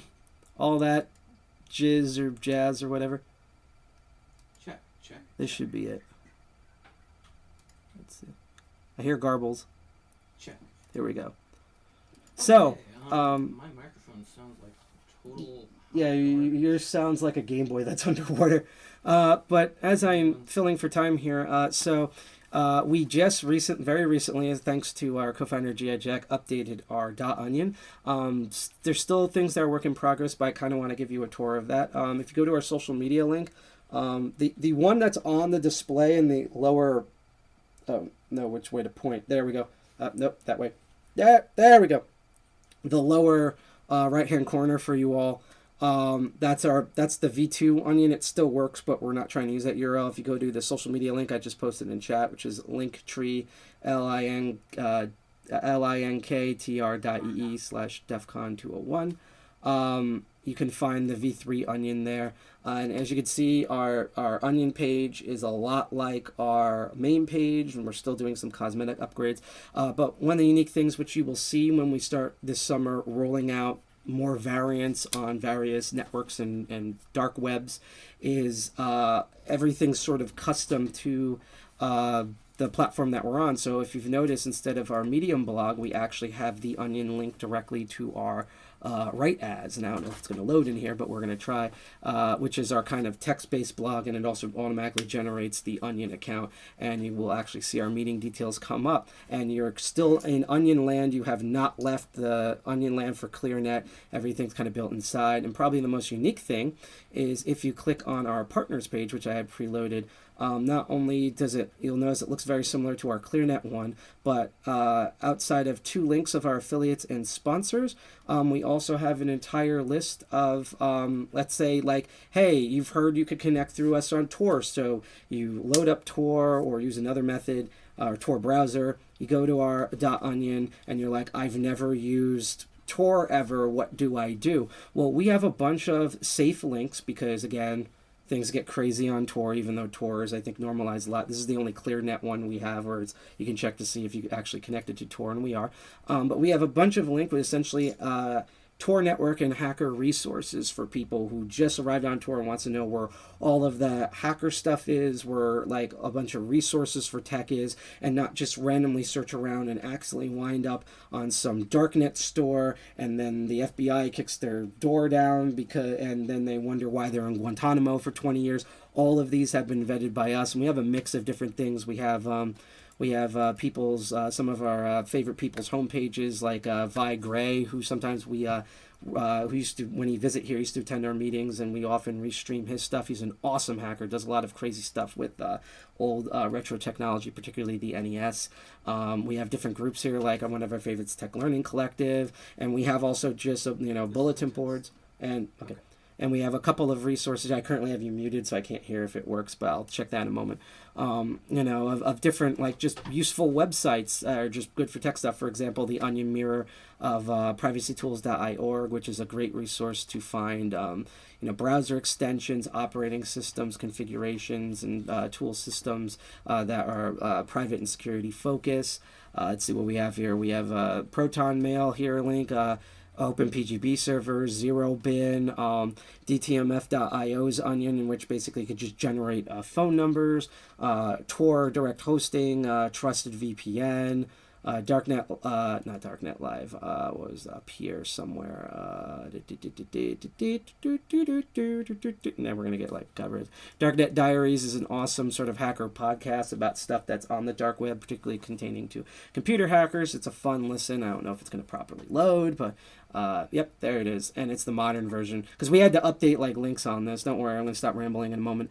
Some of the other stuff, search engines, both on both searching Tor itself as well as just searching the ClearNet through Tor, operating systems. It's a bunch of stuff, and down here, which we recently added a ton of stuff for cryptocurrency. So we have a Tor dedicated exchange, cryptocurrency mixer, 2 wallets from Monero, a general wallet for everything, Bitcore, you name it, and then the fun little bit here that I'm not going to read out loud because they might knock down our door. But regardless, that's basically our .onion. You can find it at our social media link. And we just recently updated that. So now what I'm going to do is I'm going to go back to Face, and we're going to quickly check something because, as I said, we are not sure, and it doesn't seem like it, sadly, that... Oh, geez. I just saw Siricel's post on Twitter. Microkernels, microkernels, microkernels. Yes. Swappiness, come on down. You are our latest contestant. So, but no, I'm checking messages, and unfortunately, I'm going to check the email in a moment. I do not. Ah, there it is. Okay, so let's see what we did here and hope that we don't get rickrolled for anything. Here this is. Okay. Oh, neat. Okay. So we might do this half and half. So thank frickin' God for that. So we have some good news. It's not an hour long, but some of the people who originally were going to speak did a quick pre-recorded video on the thing they were going to speak about, in which I have to do it this way because of Twitter's weird saving system bullcrap here. There we go. There we go. Okay, that's where it's going to be located. So what we'll do is, again, unfortunately, we're not going to have the NetMask live, but we are going to play the video that they sent us on the topic, and then we might open it to our SEMF call to see if anyone wants to interact, or we just may end it and raid another channel. But that's going to be for later, so I want to thank... my brain just died. Sick Codes and all the other members, John Hacking, Kado's, hope I pronounced these right, Koronoshkor, and Tensor Bodega. I think it's Bodega. Sorry if I mispronounced your handles wrong. For that, even though they weren't able to make it live, they did at the last minute went out of their way to send us a pre-recorded thing. So thank you for that. So I guess we're still kind of on track. But because it's actually, because I just saw the time code, basically you take your time with presenting your thing. Okay. So what we're going to do now is we're going to switch back. I can see his lovely face here. I'm going to make this... Actually, let me unmute this. That would work. Make this full screen. So we're going to jump over back to stream mode and see this handsome fella that... Oh, yeah, I have to... hang on. This is, like, again... Like, this is... One of the reasons why, F it, we do it live is because, like, one of our big things is, like, you know, you always see the tutorials where they're like, hi, we're going to show all this thing, so we're going to use npm git clone this thing, and congratulations, you're in the NSA, and, like, that's been edited down to hell. Most of our stuff is live, so you actually get to see us just bang our face against the keyboard until something happens. God forbid it works. But what I'm going to introduce here is basically we found, I think I found it and I shared it to Siricel. This really cool thing. He'll introduce himself, but you might recognize Siricel as one of our DCG 201 members, and you probably recently saw him this week on an awesome second episode of Circuit Breakers, which is fast becoming our favorite kind of new show to run.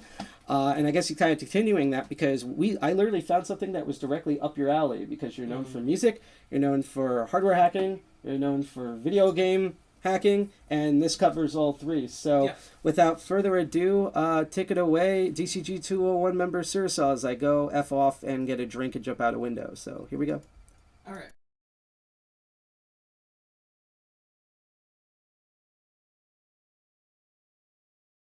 We're doing audio checks, by the way, right now.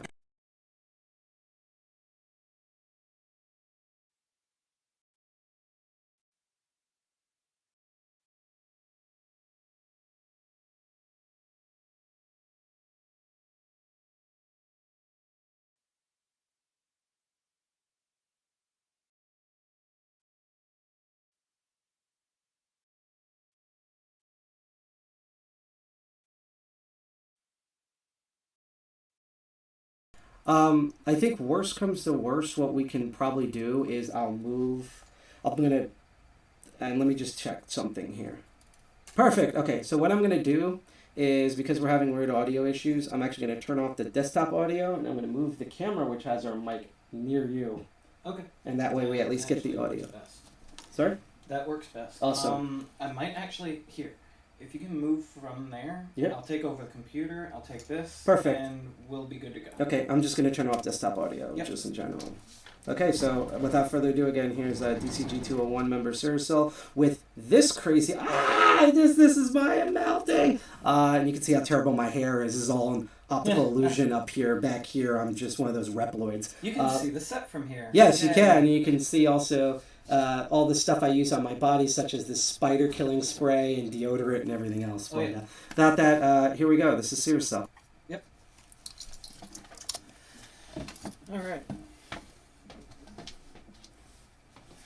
Let's just move over here. Let me mute myself on the center column because there we go. So, what we're going to be working on here is, let me just get the microphone and bring it over here. Turn off the video, right? Okay, good. Yep.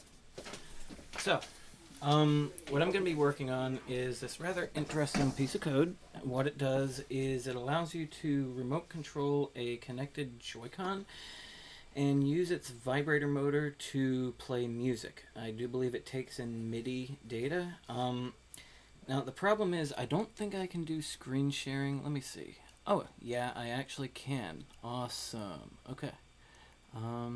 Select window. I'm just going to do the entire screen. Allow. Okay. So, in approximately half a second, you should start seeing my desktop show up. There we go. Let me just... Okay, yeah, so let me go over here and fix the desktop to be the big one. That wasn't it. Hold up. Oh wait, yeah, it was. Okay, I'm silly. The desktop is full. Yep, you can see everything that's on my screen. So let me just pop this out. So what we've got here is yeah, I was trying to actually get this here Elmo display camera working, but that's going to be a thing in and of itself because I have to compile and run this weird command for open source stuff. So that's beside the point. We'll do that on a future episode of Circuit Breakers or something. So what we have here, development / this is so trippy. musical Joy-Cons. What we have here is, wait, Visual Studio. Oh, there is a makefile. Thank goodness. What we have here is a bunch of code that will connect to a Joy-Con and make music for it, hopefully working on Linux. I would assume so. It has a makefile. Thinking. Y'all can't see my video. I'm just realizing this. Not that you need to see my face, but it's like... let's see if I can change this over here. That.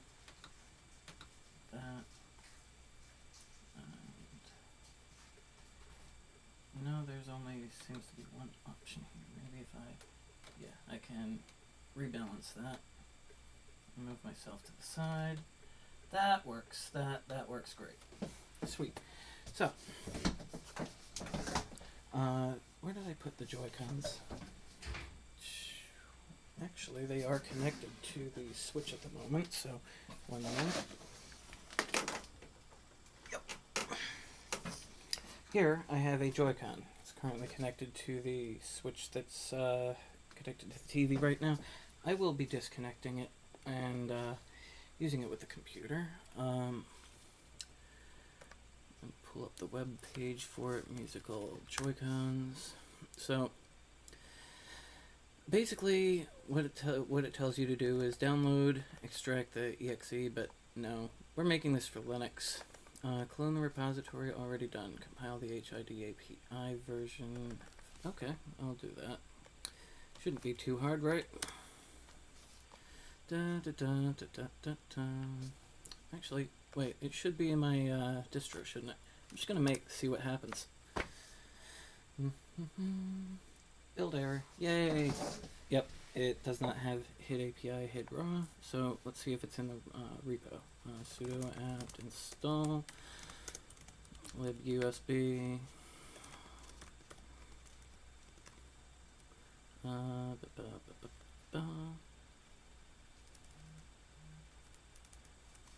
Hid API. Oh, actually, screw it. I'm gonna do this. Synaptic and authenticate. Oop. Hit API. If it's not in here, I'll have to build it. There it is. Head APA, head raw, and lib USB. Cool. So let's just get those and apply. Do the GUI thing because that's how Linux is moving nowadays, you know? Cool. So now it should make. And that's how easy it is. Wow, okay. So in bin is the file. Yep, we've got a few test files and libs and DLLs. Now, get rid of that. Hope everyone can hear you fine. What? Hope everyone can hear you fine. Good question. Where did I put my phone? Okay. Well, more accurately, what I can do is check OBS and basically crank the microphone all the way up. If you want to do that, go ahead. Okay. I'm looking for a phone so I can monitor the, I know. I'm going to step over it.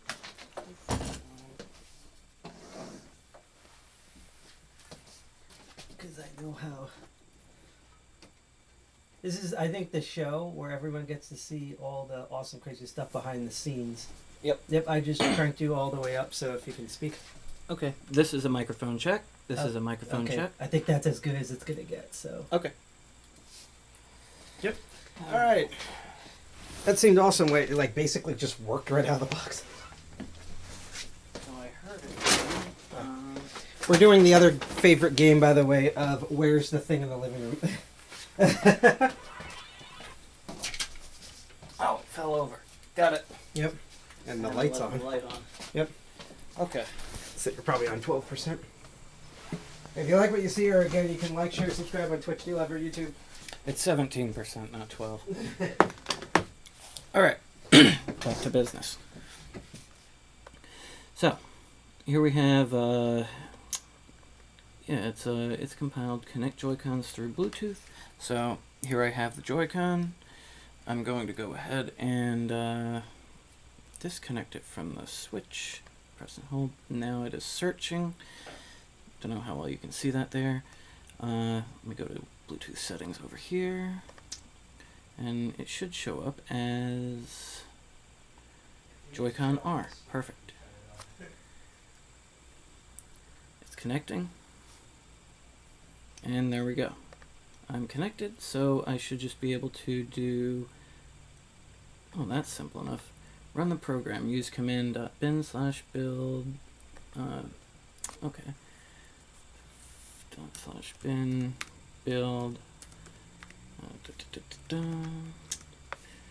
There were a couple of in release, so bin release / let's do overworld 1.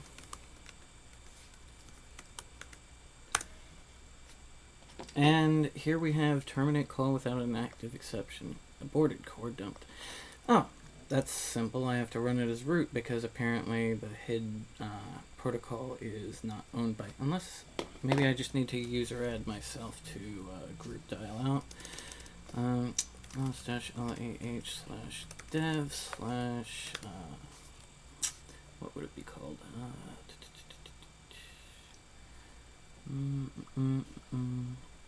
Yeah, I'll do this the easy and not so secure way and just sudo it. Beep. Okay. Enter MIDI. Bin / release / overworld. Copy that. Paste. Okay. Maybe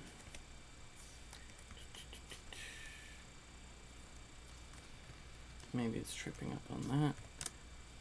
No. Do I have to actually put in track 1, track 2 here, or... Let's see. I'll try that.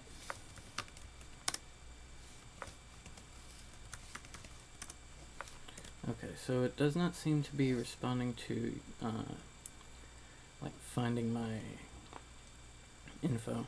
/dev/hidbra0. Yeah, that is owned as root/root, so don't want to chown a device at the moment because who knows what that's going to break in the future. So, it doesn't seem to be able to find the MIDI file, so I'm just going to try copying it back over here just for the sake of demonstration. So, release overworld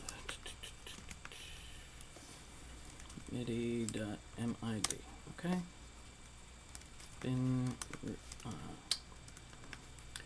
build./MIDI.mid. Right, have to sudo it.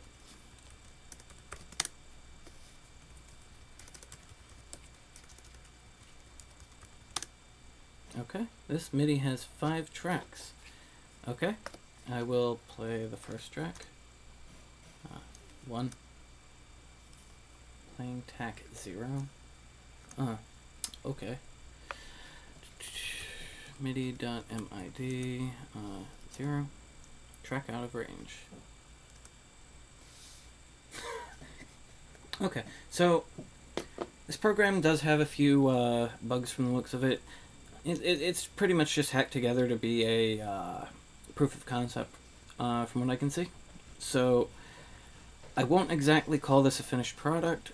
I'm not sure if I can actually get it working without hacking the code, which I might. I might take a look at it and see how it works. We also want to let everyone know that if you are on, you don't have to turn around. If you're on Twitch, if you scroll down, we have a little GitHub widget, and we have this code on the GitHub pinned up, so you can click on it, and it will open in a separate tab. So if you want to follow along that way, you can. Right. So,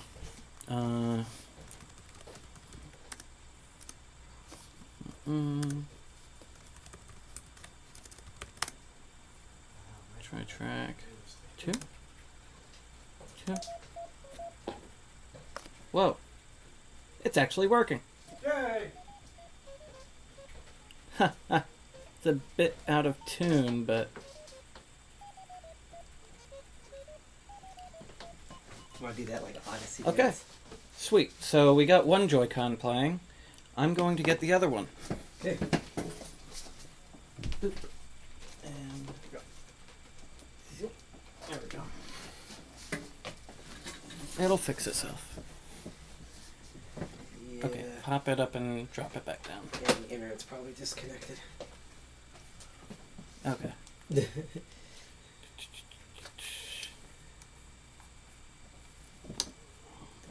Where's the actual controller? There it is. Yeah. Cancel. Okay, it's back to working order. Okay. Awesome. Yeah, we actually used the Nintendo Switch to monitor our stream live, just another behind-the-scenes kind of thing. I'm actually gonna... So, when the Joy-Cons were disconnected, we accidentally pulled out the switch from the dock, and it being connected to the internet wired, it interrupted the connection for a moment. That's why I was gonna do it so I could hold the system. Yeah, I missed that, but otherwise, all going all right. Yep. So, I'm gonna go ahead and connect the other Joy-Con. So, if you want to hear the music better, hold it up to the actual. This. Or the mic. Yeah. Okay. So, go ahead and put it in pairing mode. Joy-Con L. And it is connected. Let's run it. /MIDI.mid. Track to play on right Joy-Con is 1. Left Joy-Con. Should be left Joy-Con 2. It's only playing on 1. Okay.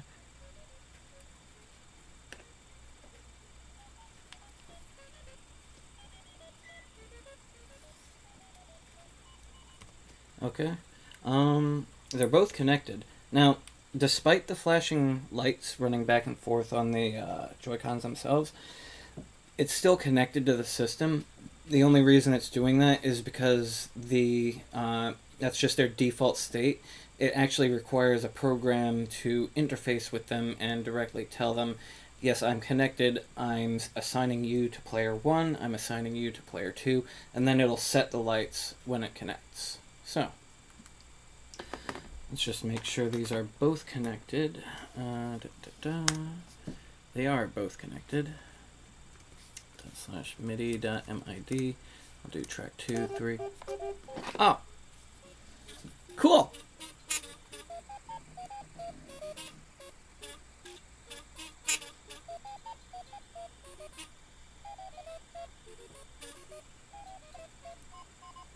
Okay. They're actually working. It's weird. But, yeah, they are working. Now, the thing with it is, it actually makes it louder if I hold it down on the table.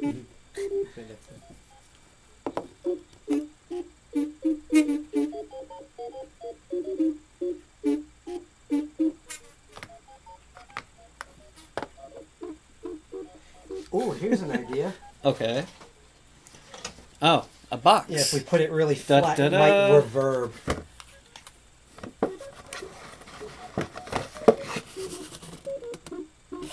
Oh, one of them disconnected. Oh, there it goes. It's like a speaker. So, okay, and then when you disconnect it while it's playing, it'll fade out the vibrate. That's interesting. So, I get this connected and run. It only detects the one Joy-Con at the moment. Might have to go ahead and reconnect. So, let's go back to settings, and yeah, so click. Yeah, it's connected, and that. Let's see, is it going to, or do I have to pair it back in again? No. Yeah, so, the switchroot project is actually doing work on making better Joy-Con connectivity drivers for Linux. Reason for that is because we are actually running Linux on the Nintendo Switch now. You can find out more about that at switchroot.org. We have open source repos on GitHub and GitLab. They, really awesome job by all of our contributors at Switchroot, so I'm excited for them. Here's to hoping that the more cool things come in the future, alongside their port of Android and Linux as well, which is already rather cool in and of itself. Anyway, so let's rerun this. Okay, both are connected. /midi.mid. Let's try track 3, track 4. Okay, they're playing the accompaniments now. It sounds kind of... Honestly, it sounds like bootleg Mario Bros. On like one of those $3 Nintendo console ripoffs that you buy on like Alibaba or something. All I can say is Slick Magfest remix. I know, right? That's what I think they do. Is the Genesis broke? Okay, this is a remix, everyone. Yeah. Remix.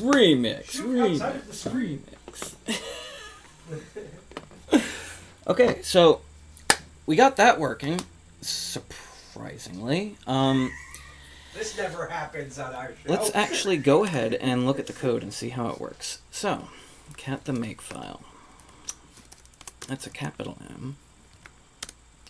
That's simple enough. All it's doing is using G++ to generate bin.build out of source main CPP, MIDI/start.cpp, and pulls in lib hid API hid raw. It's simple enough. Very basic code there. I'm going to try and zoom in the... That's fine. Did you say kappa MIDI file? What? What did you say? I don't even remember. Okay, because I was like, that sounds like a tech fraternity. Kappa MIDI Pi. Okay, yeah. I guess. Whatever. Greek life at colleges. Something I have no clue about, honestly. Let's go to source, and what's in main.cpp? So, okay. Yeah, author is Sam Rosilli. No affiliation. Just happen to have a name that's pronounced similarly, or at least a handle that's pronounced similar. Okay, so here we go. We're defining who the Joy-Con is. So 57E is Nintendo, and 2006 and 2007 it supports Pro controllers. Okay, I'm gonna have to try that. It does support the Pro controller and charging grip, but these are the device IDs that Nintendo has published and the USB implementers forum have defined for these devices. Yeah, that's another thing. USB vendor and device IDs are standardized by the USB implementers forum. It's relatively cheap to get yourself a USB ID. I think also IEEE's OUIs handle that as well in some way, but what I recommend is there are testing and non-registered vids and PIDs. If you are developing USB or Bluetooth, in this case, devices, use those. Don't go ahead and just assume that one that is unused is going to stay unused, because then your device, once it becomes a lot more popular and a lot more famous, 20 years down the line will actually collide with something that you probably don't want it to be colliding with, and who knows, like, it could be a USB connected linear accelerator for medical use, and it's thinking that it's a Joy-Con. I'll send these packets, and it'll fire the packets at the linear accelerator, and it will take them as cold solid fact and hopefully shut down properly, because we've learned from Therac 25 that it's not a good idea to just accept false data. Anyway, rant aside, so play on JC, all that does is defines and loads a song and runs a play. Main does a bunch of okay, so does a search for Joy-Cons by just pulling whichever device it has. If it doesn't work, then I'll just use HID API calls to fling over it. Yep, that all makes sense. If there's no Joy-Cons, it'll just bail out. That's expected. I say it's expected. Some people might not actually do that and then learn the hard way that you're supposed to. Error handling. One of the first things you learn about in programming. So, yeah, here's where it asks you for the MIDI file, and then the loads a song, tells you how many tracks it has by getting the track count from that function, and yep, okay. What I'm interested in is how it actually pulls the MIDI data and pushes it to the badly done concurrency, but it works well enough. That's great. Well, they do what they must, and if it works, it works. So, play on JC is probably going to be in the MIDI sources, so check here. Yeah, we have MIDI event list, MIDI message.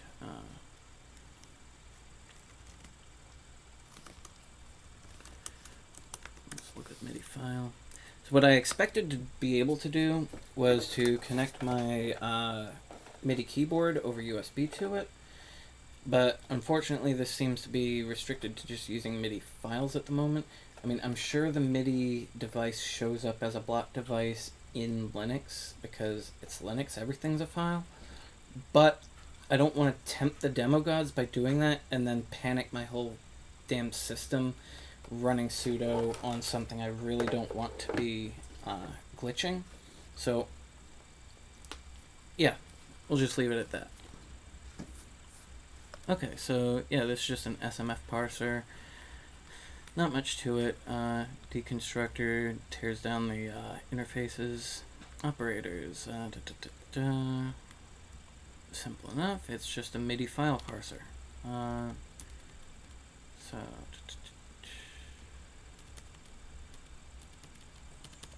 I'm surprised it's not like a standard library for doing this. Like, But I don't know, maybe MIDI is still niche enough of a thing to not be implemented as a standard library in distributions and things. Okay, so let's back out of there.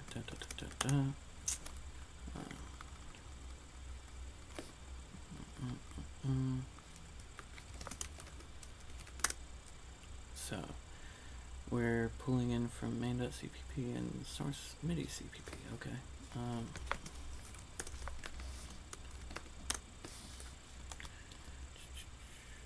We have a Joy-Con header here. So let's go to, I guess, include, yep,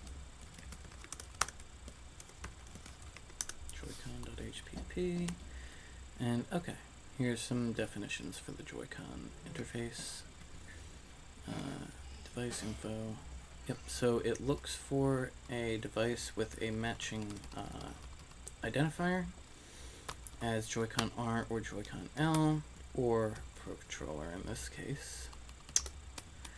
And yep, serial, that just pulls the serial number off the device so you can identify them uniquely. Works for me.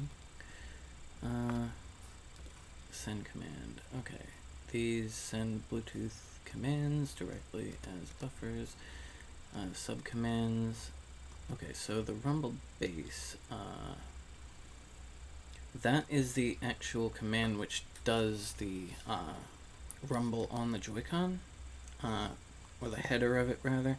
You add onto that the actual frequency that you want it to rumble at, which should be down here.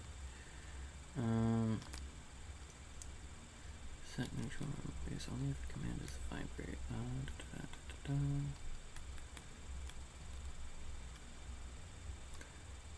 Or set buffer intensity frequency and set unlocking send command buffer OX9. Okay, so you get the base here. Interesting. So it encodes the intensity and frequency as parts of a field of bytes and shoves those into a buffer and sends it over a head packet. That's simple enough. There's also Rumble 2, which you have high frequency and low frequency amplitude controls for the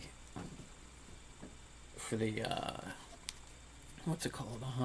Linear LRA, linear resonance actuator, and that's just a really fancy name for a voice coil vibrator.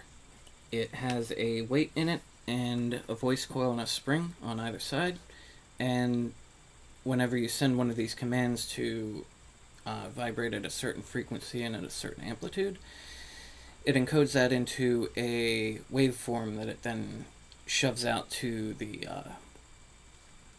voice coils, which then cause the spring and weight to resonate with that frequency.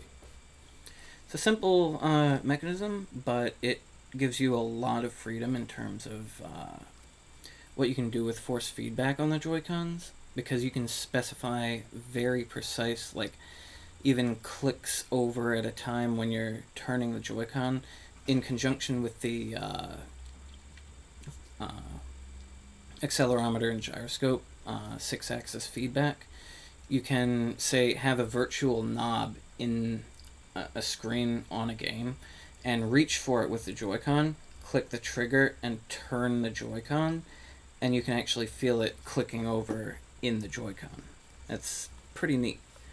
So, this is an SPI interface documented by CT Care.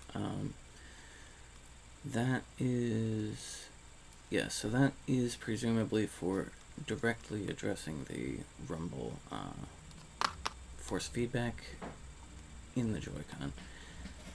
Not unlike the, yeah, this is Broadcom code right here. Cool.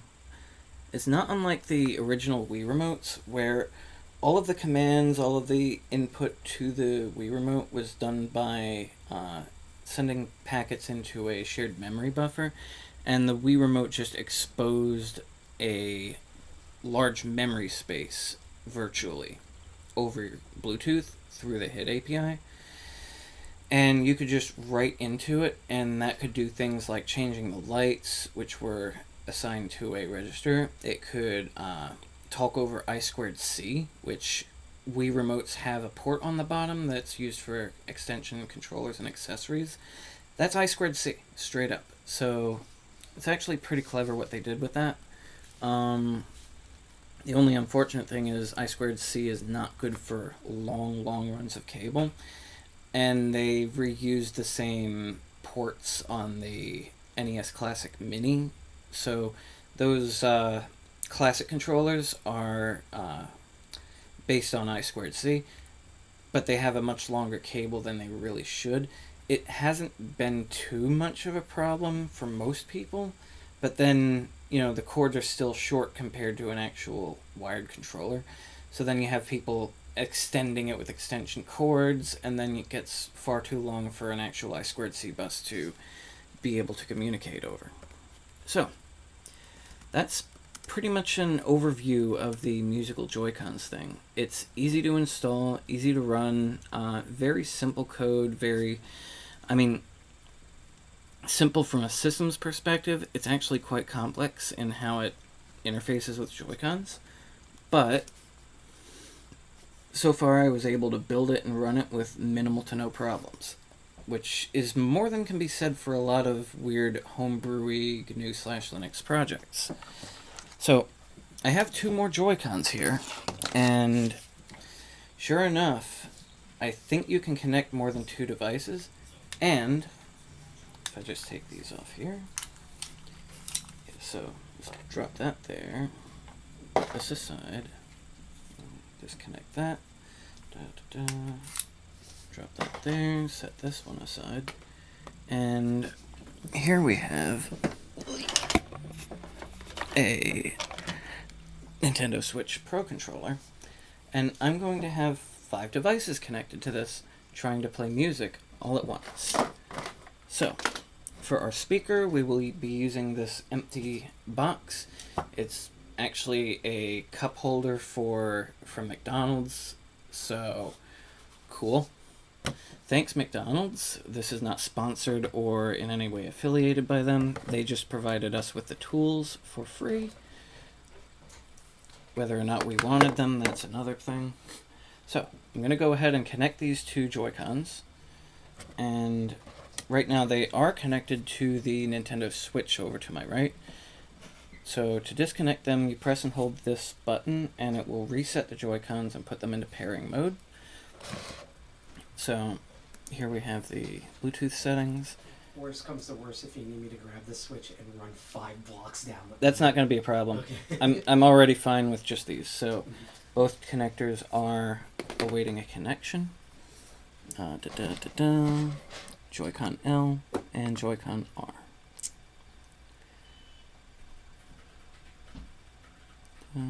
Connected, and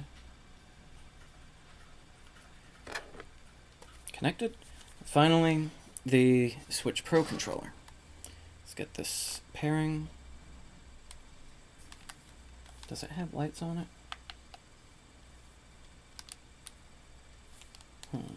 Oh, they're on the bottom. Okay. Click the buttons. Okay. Now that's in pairing mode, and there it is. Pro controller. Boom. Set these Joy-Cons here.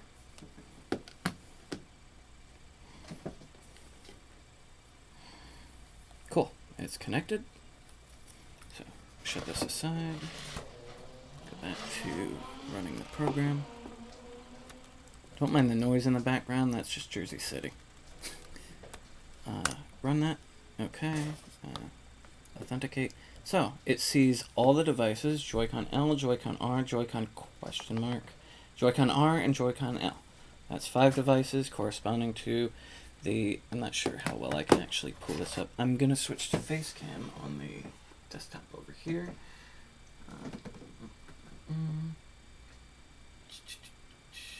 Whichever one of these it is.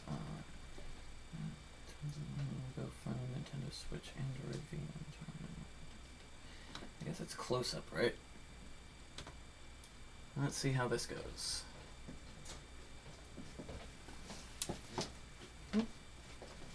Oh, that's actually, this is the scene. Okay. Chat face. There we go. Now I'm on the camera, and what I'm going to do here, you can see 2 Joy-Cons, Pro controller, carefully. You can link the Pro controller too? Yep. I was going to ask about that actually. Yeah, so that's them connected. I'm going to move this aside so I can just type in the MIDI file, MIDI dot MID. Bingo.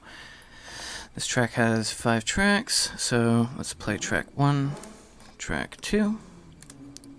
Nope, I think there's an off by 1 error actually in the code, so I'll probably send an issue report for that. I also noticed that the neon pink one looks like it's still trying to search. They're all going to look like they're trying to search. That's just how they are. Gotcha. So MIDI dot MID. Yep. Okay, so let's do 2 on the right Joy-Con, 3 on the right Joy-Con. Which one is playing? It's that one. Okay. So, let's see here. It's doing the music, but only on the one Joy-Con. So, let's cancel that. Let's try again. MIDI dot MID. Okay. Do track 3 and track 4. So, it seems to only be able to interface with 2 Joy-Cons at a time. The Pro controller is not connecting. And it seems to also kind of be lagging a bit as far as the connectivity. So, yeah. Otherwise, it's rather interesting stuff. I approve. The next phase of the project is to see how many Joy-Cons they can sync. 2. Yeah. We've hit the max as far as I can tell. No, I mean like that. Oh, like one with thing it might fixing the develop code? is it might expand so you can add more controllers, controllers of different types. So yeah, hopefully by the time there's a physical MagFest, we could have like everyone bring their Joy-Con and like have literally a symphony. That would be hilarious. Yep. That would be cool. Yeah.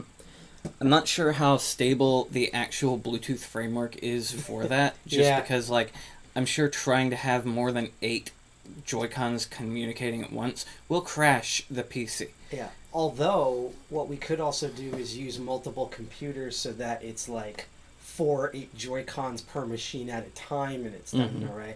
My thing with that is that kind of sounds like if you've ever seen those experiments where they try to do like multiple metronomes at the same time so they sync. Here, plug those in.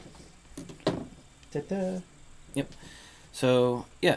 So far, I'm done with the Joy-Con stuff. Awesome. How long do I have to be on here, or we can just finish up of like where people can find you and stuff, and then I'll take over. Okay. And also, I can add some additional content if you want that's not related to Joy-Cons. Yeah. Just keep your clothes on. Right. That's why I was asking about how much longer. If you'd rather me wrap it up now, or should I do this afterwards? And No. Do your spiel and do where the people can find you. And So, what I want you to do is actually my digital cameras. I don't know if they're on my bed or if they're over here behind you. Okay.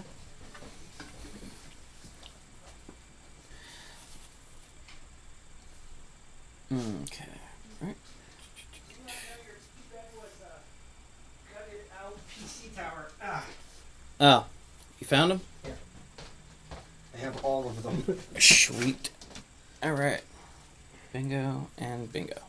You're doing great, sweetie. So here I have a bunch of. I'm actually going to switch to Facecam for this. Yep. So here I have a bunch of Canon cameras. And okay, they're just point and shoots, no DSLRs or anything. This one's kind of chunky, takes 2 AA batteries. And they all work. They work rather cool, rather good. But the thing is, there's actually a cool project that... there we go. There's actually a cool project that the Canon cameras can work with, and it's called CHDK. And what CHDK is it's a combination development kit / bootstrap interface for running custom programs on Canon cameras. Now, it's not a replacement firmware. It does not actually flash anything permanent to the cameras.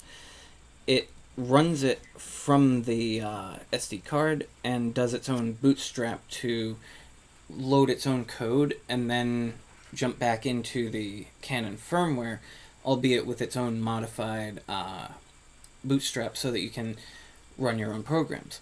And what I'm going to actually try to do is in the next 5 minutes see which of these cameras can run it and get it loaded on here. So I think that'll be a cool little I call these short circuits, like circuit breakers, but small. So what we're going to do here is the first camera I'm going to work with is this one. It is a Canon PowerShot SX150IS. The SX150IS I do believe is supported here. All the supported cameras and their firmware versions are on the right hand side of their wiki page at chdk.fandom.com. So SX150IS, that's it. Firmware 100A. Cool. So it's still alpha. Some users have reported permanent camera damage. That's spooky. Because it is custom software running on it, it is capable of accessing registers and doing hardware things that may be outside of the normal scope of operations for the camera, or it could be delaying or suppressing safety features that the original firmware had in place that required very careful timing loops. So let's see what we have. There goes the Joy-Cons. Yoink. Okay, so SX130, I guess 150's in the same series. Camera non-functional with lens error after camera crashes with lens extended. Yeah, that's actually a bit more risky than I'm willing to do on a stream. I will flash it to this camera eventually, do testing, and possibly even debug that problem, because I got this camera relatively cheap secondhand. If I wind up breaking the camera doing that, it's minimal loss to me, but if I wind up actually debugging and fixing the problem, it's a great win for everyone, myself included. So this camera, no dice. So moving right along, here we have a PowerShot SD4000IS ELF, and it's actually a rather nice streamlined camera. It's kind of new. Might not be supported by the CHDK at the moment, but with future development may be available, or it might be supported, and I just didn't see the listing yet. So, basic feature camera, no Wi-Fi or anything weird like that. Has plenty of useful point and shoot features. Basically a good camera to just slip in your pocket and run off with. That's the other thing. Digital cameras, especially just regular point and shoot cameras, the market for them is closing in, what with all how, advanced phones are getting with the Pixel and its super cameras and things. Like, yeah, this pretty much blows most cameras before it, as far as point and shoots go, out of the water. And this is already 5 years old. It's a Pixel 3, so. But let's see. Model did I say this was? It is an SD4000IS. I don't think I see it here. No, SX, S2. nothing about that one. So this camera, that's not available at the moment. Last one. And the last one, and then we'll wrap up. Yep. Last one here is a PowerShot ELF 190IS. It's a bit more featureful, but actually older than the other camera that I showed you.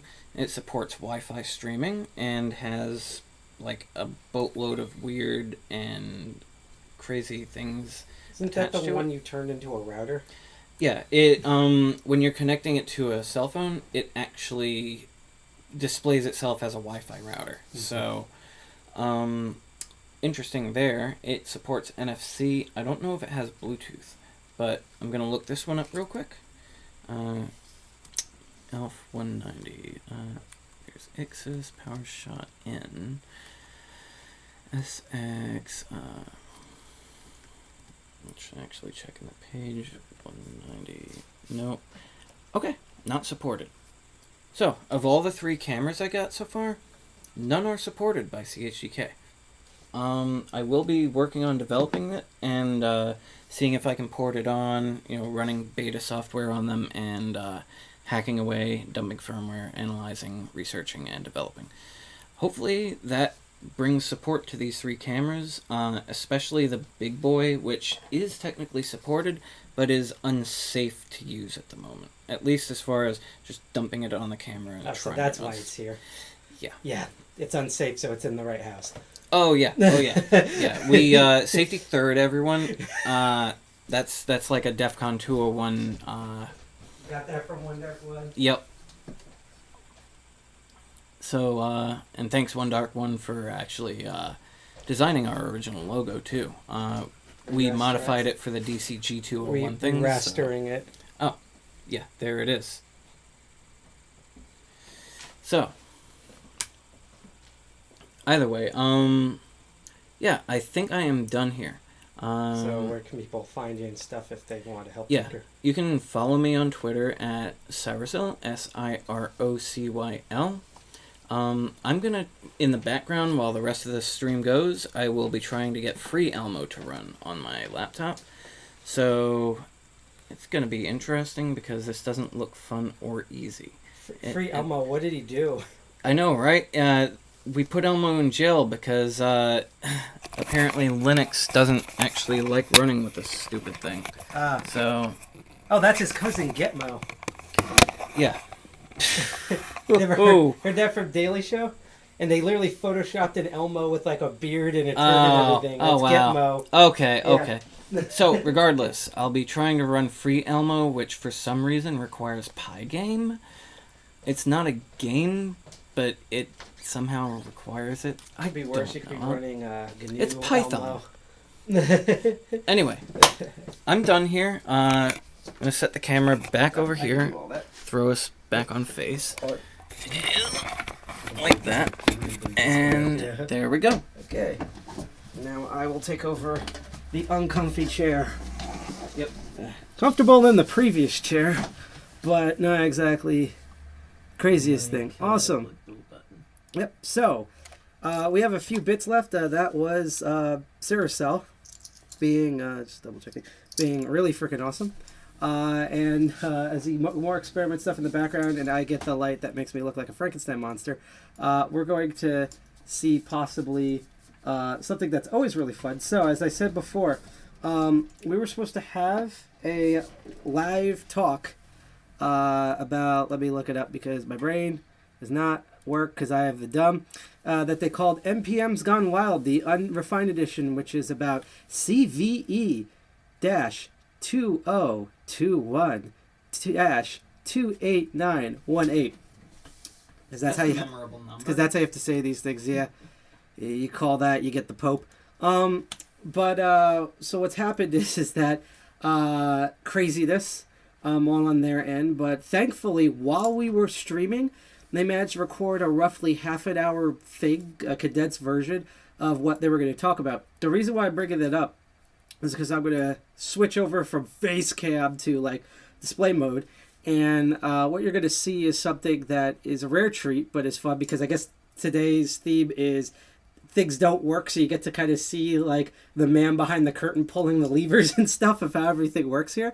So what you're going to see me do, it's going to look very jank, is I'm going to load that video into OBS. You won't see me for about you won't see me for that's where it normally is. You won't see me for half an hour, and then I'm going to come back and we'll go raid the channel because there's a bunch of people streaming right now, and we'll wrap this all up, and then I'll tell you all the crazy stuff DCG 201 is going to be doing this weekend and in the future, and then we'll go raid the channel on Twitch, and it'll be cool.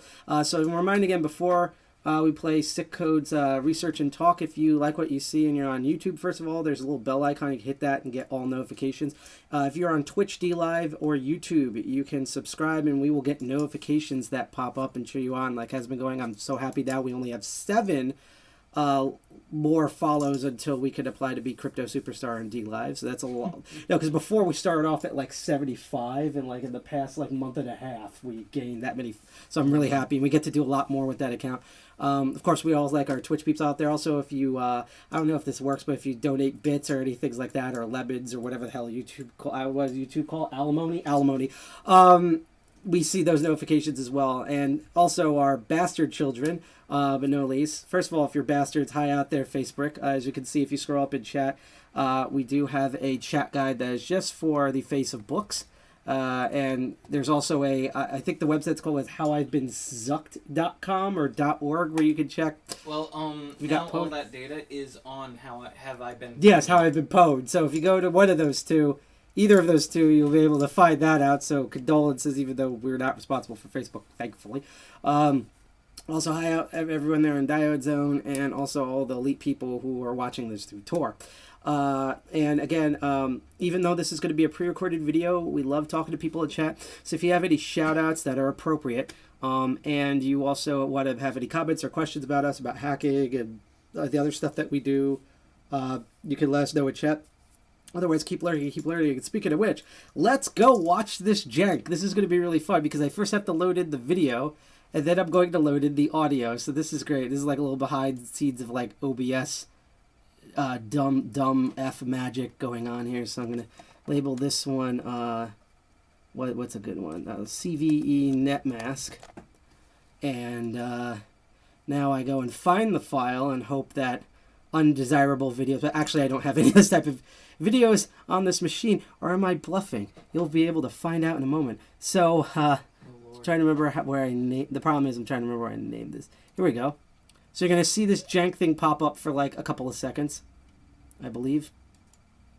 Yep, there it is. And the thing is you can't hear it, so and you can't see me, so I'm going to squash this down and put it over here, extend it, just follow the sound of my voice. I'm going to drag this down so that you can see all the kind of some of the behind the scenes stuff, because we don't want to black out your awesome alerts if you follow us or have any questions or anything like that. And we have a lot here. I think I actually have to go in and like rename some things in here because it's all bleh. Oh, should I tell them about the Oh shoot, hold on a second. There we go. Sorry, wrong audio. But yeah, tell them what? Should I tell them about the contribution that I'm working on for DEF CON 201? Sure, real quick. You can. There's no video, so you can just use your voice. You can do that while I set the audio. Okay. So recently I had worked up enough of a savings to purchase a new Stream Deck for DCG 201 rather. I keep saying the old name because it's going to be that way for like a month and a half. So yeah. I will be fixing that when we get the new machine in, as well as setting up OBS for us. Basically, all of by the end of the month, you'll see the permanent, like, because we have a different, bigger version of the logo that's currently on the website and some more renaming and stuff. But you know, we're just trying to keep up to standards with the DEF CON groups. That's it? Yep, that's it. Awesome. All right. So this is, or it should be, NPM's Gone Wild, the Undefined Edition, where we cover the major exploit VLAN 0-day CVE-2021-28918, which basically they did a bunch of hackery, group of them, including, let me read all the people here, Sick Codes, John Hacking, I'm going to horribly pronounce these names, Cardis, Karosh, and Tension Bodega. We're trying to read the... Yeah, sick codes. John Hacking. Codis, Coroescore, and Tensor_bodega. I can't wait till they start bitching about what we just did. And I can relate because I'm half Polish. I'm sorry. Well, we also forgot to add here is there's a guy named Oliver Poitry. Is that how you say his last name? Poitry? Wait. Yeah, his name's Oliver, okay? Oliver. You can find it. But yeah, I'll Sorry, post... Oliver. Yeah, I'll post their Twitters at GitHub as this plays, but without further ado, here is the awesome exploit. They figured out how to manipulate NPM and NetMask to do some really awesome, horrible things on the internet. So here we go. See you in roughly half an hour here. Enjoy the pre-recorded video for Oliver. Are you Oliver Org-Vorbis, or are you just good at parsing? Oh, wait. Yes, wait. he is. He's the director of Netflix. Okay. It's French. Olivier, yeah. There we go. There we go. See, I think you totally just misspelled the name on our website. I copy-pasted that, so that was exactly... Basically, put it this way, we have an excuse. We are uncultured Americans that live in New Jersey. We can barely speak the native language we were born into. Have mercy on us. And thank you, Tensor Bodega. Thank you, Tensor Bodega, for following us. Oh, there we go. So you've been Org-Vorbis the entire time, sick codes. I thought you were going to present live, but whatever. Here's the video he recorded. So I guess if you have any questions, just ask Mr. Org, a.k.a. Sick Codes, in chat, particularly any PII, such as, where he lives and what his social security is. But anyhow, take it away. Here is pre-recorded org. Yeah, I know you're from here too. That's hence condolences. Yes, and awesome Tom Nook icon. But here we go. How y'all doing? Sorry I couldn't be there live today. Just real tired, that's all. So here we go. This is sick codes. And pretty much just running you through what we found the other day.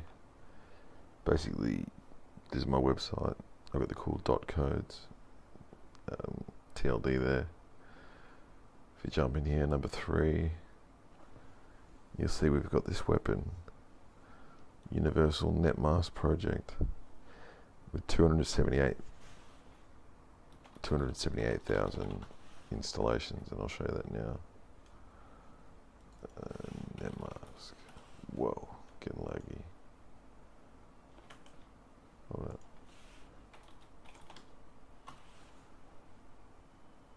There we go. Bang. Used by 281,000. So it's actually gone up. There's way more people using it now than there was before.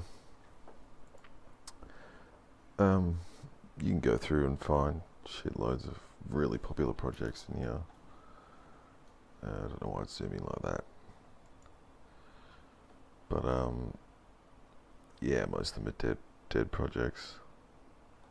That might be one. The next web, archived version. Oh yeah. How do I get to it? Fuck, what do I click on? Live demo link. How do you think they would use NetMask? Anyway, so basically what we found out was the following. We've got Node.js. When you type in an octal number, which is noticed,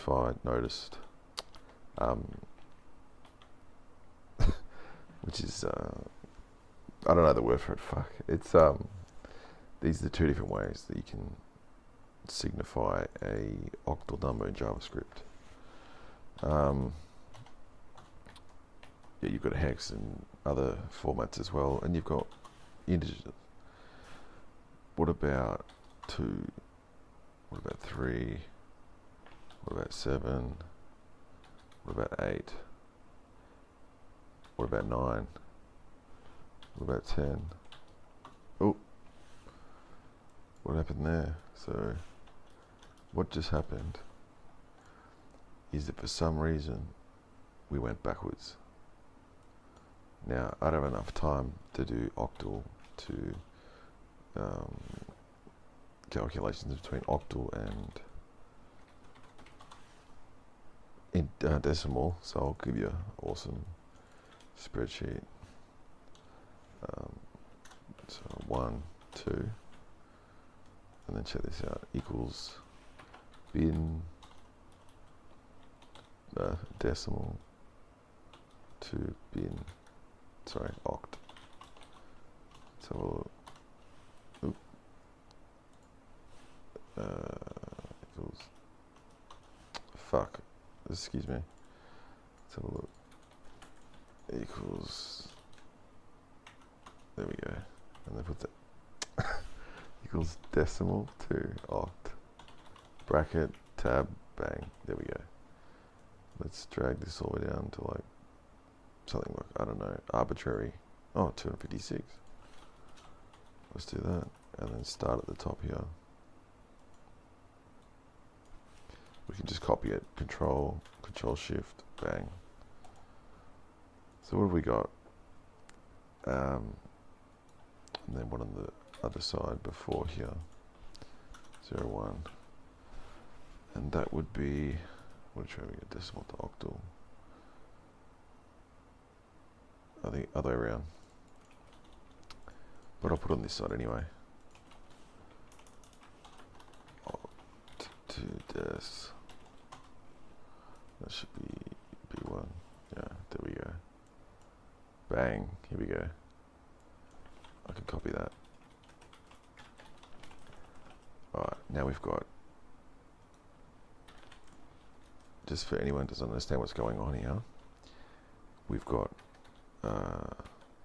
octal, decimal, and what's that, decimal of the octal. Yeah, we won't worry about that one for now. We'll start with these ones. So what have you noticed here versus Node.js? 0.9 decimal. We're getting a 9. Seems about right. Problem is, that should really be undefined. CoffeeScript. Coffee. So let's make it like that. Watch this. 06. Sorry. They don't even allow it. So sorry. 0, 1, 2, 3, 7, 8. And what do you see now? You see undefined. So why does JavaScript allow you to use 08 and then CoffeeScript doesn't? This should be undefined. However, if for some strange reason Node.js doesn't like that, and we actually thought there might be a V8 Chrome octal, and what's it called? Let's have a look. It would be cool if we could actually get a bit of recognition. Let's just put that up. Let me show you something real quick. 11. Let's go back to 11 first. What just happened? 9 went to 9. 10 went to 8. 11 went to 9. What about big numbers like that? And that? You can obviously see where we're getting at here. What if you put into IP addresses like this? You know what I mean? I can't press the home key. That's a string. That's a string. But what if you pass them each octet? An octet meaning the first one, second one, third one, fourth one. What we just saw was two different things happen. We've got an IP address here that if we ping it, this is on top. Ping. Bang. Straight up. 87. Obviously ping without it, we'll get nothing, right? It's going to go straight back to home. Now what we found was in the netmask repository on GitHub is that we could actually put those two blocks in and they would show up as the exact same thing. And so what I just demonstrated to you there was the exact vulnerability that was being affected. Because what netmask was doing was it was passing each individual octet. Now, I'll just shout out the researchers involved. Where are we? Sick codes myself. Victor. Victor actually approached us because we had found a vulnerability previously in the private IP module. And that was a CVE. I think got a 9.8. So we'll look. John wrote about that one. I'll explain who John is. So this one got a 9.8 critical. 9.8. Insufficient regex in the private IP npm package was allowing people to conduct SSRF. So SSRF is basically you can do those requests that I showed you earlier and request files that shouldn't be requestable. So then what we did was we fixed it here. I can't read that. Hold on. We fixed it. Issues. Sorry, commits. Where is it? Sick. Okay. So this hadn't been touched for about 3 years. Until we found a way to fix it, right? So our way to fix it was to include, so originally Harold Hunt, obviously a site reliability engineer at Shutterstock, came across a vulnerability. He contacted John, who's this guy right here, John Jackson. Great guy, awesome dude, you should go and follow him. Runs Sakura Samurai. And then we've got Nick. Nick works at Squarespace. Cool guy. I'm not logged in, by the way. I don't want to link PII. And I met Nick at this time. Nick and I created the patch for this, and we pretty much fixed it. And the way we fixed it was we used the EIR registry here. Let's see if it pops up. Special purpose. So you see these blocks of IP addresses. This network, that network, the private use network, loop back, LAN, NAT discovery, things like that, broadcasting. Then what we did was we fixed it, and apparently it didn't fix it because we only put IPv4 in. And the way we fixed it, we added in these CIDR blocks. Where are they? Okay, so all these CIDR blocks worked. Problem was, a couple months later, Victor came through and showed us you could escape using octal values like this. So we had no idea what was going on. So we went through to the code base of NetMask, tried to find out what was wrong with it. And if we go through there now, this is the original private IP. Tells you whether it's private or not. Where is it? Netmask. Netmask. Just GitHub it. Oh, and Victor. Oh, this fucking, sorry, Victor. So we got Victor, Kelly, who came along a bit later, and pretty much wrote a whole ton of awesome proofs of concept that we needed to get this solved. And that's it. I think Victor, myself, Kelly, John, and Nick. That's right. And we'll go through the CB real quick.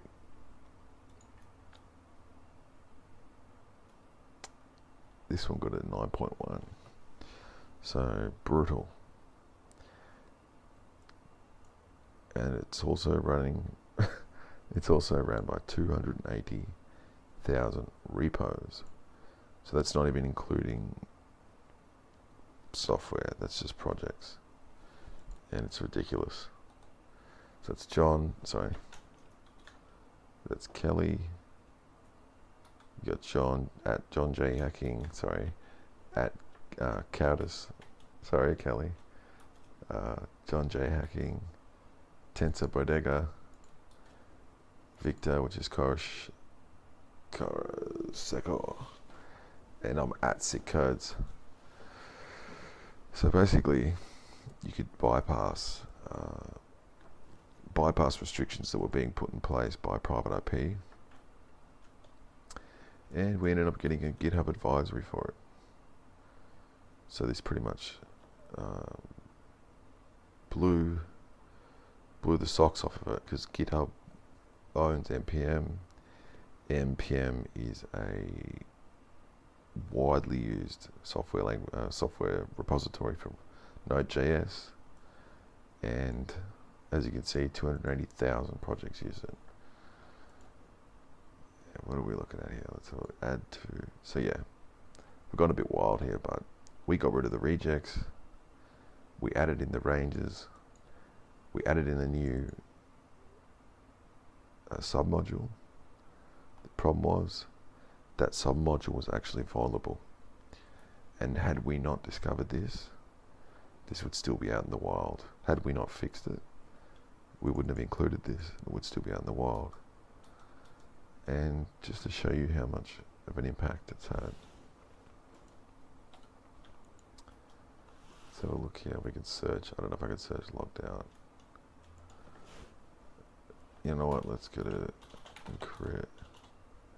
Let's just fucking go to start page. Netmask 2.0.2. See what we can find. That's obviously Netmask. And we should be able to find some packages. 3 million weekly downloads. 159 dependents, which signal we've got. Oh shit, there was heaps more before. Illuminati proxy, evil DNS. We've got IP and range, packet resolvers, Samsung air conditioner, and you've got all these dependencies, right? So that's got 13 dependents, and so on and so forth. So basically we found out that octal numbers could escape this, and it was such a trivial vulnerability, and it had been out for so long, about 9 years, that we couldn't believe it. We actually thought it was fake, like that it wasn't actually a legitimate vulnerability. And then what ended up happening was the same vulnerability was in Perl 2021. 2 of them. Bang, bang. I haven't actually checked the score for this. 7.5. Sicko is another one. And 7.5. Fedora. So that's this same one, isn't it? Yep, same one. Maybe not. Anyway, so yeah, we pretty much. I think that's like Kelly and I wrote the POC, which is awesome. We got tons of POCs. The vendor was so responsive. That's another thing I should probably say about NPM private IP. About the NPM netmask is that Oliver, who's actually the director of Netflix engineering, I think he fixed it in like 48 hours. So yeah, it was pretty impressive. And I mean, we can't really grasp the actual damage controlled by this, because first thing that happened was we got one CVE and then another CVE came along because we didn't actually fix it. There's two. So we've got Ryotech. Where is he? Ryotac. He found another vulnerability after we had tried to patch it. Now obviously it's not up to us to patch it, but you know what I mean, right? Shout out to Ax Sharma, who wrote an awesome article, because a lot of this might not make sense. I didn't know how to convert octal to decimal, but that's why we've got calculators. So the ramifications of this would be, consider you've got an application that's testing for whether or not you're requesting something that belongs in the organization or not, or it's external, and it's the wrong IP, or you're letting traffic through, or you're authorizing something. And here you can see curl solved this bug a couple of years back, 2018, and since then this is pretty much blown up. Like if we Google the vulnerability netmask NPM, it's in almost every language. 70,000 results. Portswigger, Snick. We've got Security Affairs, Combinator, Security Ledger, Paul, F5, like the Register, bang, bang, bang, Sonatype, IT Pro, Portuguese government. Yeah, just the list goes on. The people that have realized how much damage this has done. And we can't actually, we don't know. Probably the best way to find out who hasn't fixed it is find package.json. See if we can still find some things that are using it. This is probably the worst way to do it. And mask. Yeah, I don't know how to find out frequency, but someone else probably does. Proxy agent, high severity. Where's netmask? Netmask. There it is. Bang. So what we learned through this was, don't just trust stuff that's 100 years old, and don't just use random packages or repositories or plugins, especially plugins for like VS Code, especially with all the Chrome stuff going on at the moment with the sandboxes and everything. I think I tweeted about it the day. Where is it? Signal app. Whatever, it's not going to search. Flat out, where is it? Oh, it's embarrassing. Oh, keys. What am I doing? Keybase. VS Code. Signal. And Discord. All of those apps run without a sandbox. So yeah, you're at risk of remote code execution. And it's not just about netmask. We couldn't actually grasp the damage. You have to couple it with the idea of it being used in a downstream package.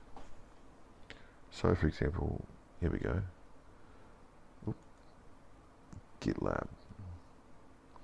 I think GitLab uses netmask. Yeah, I think GitLab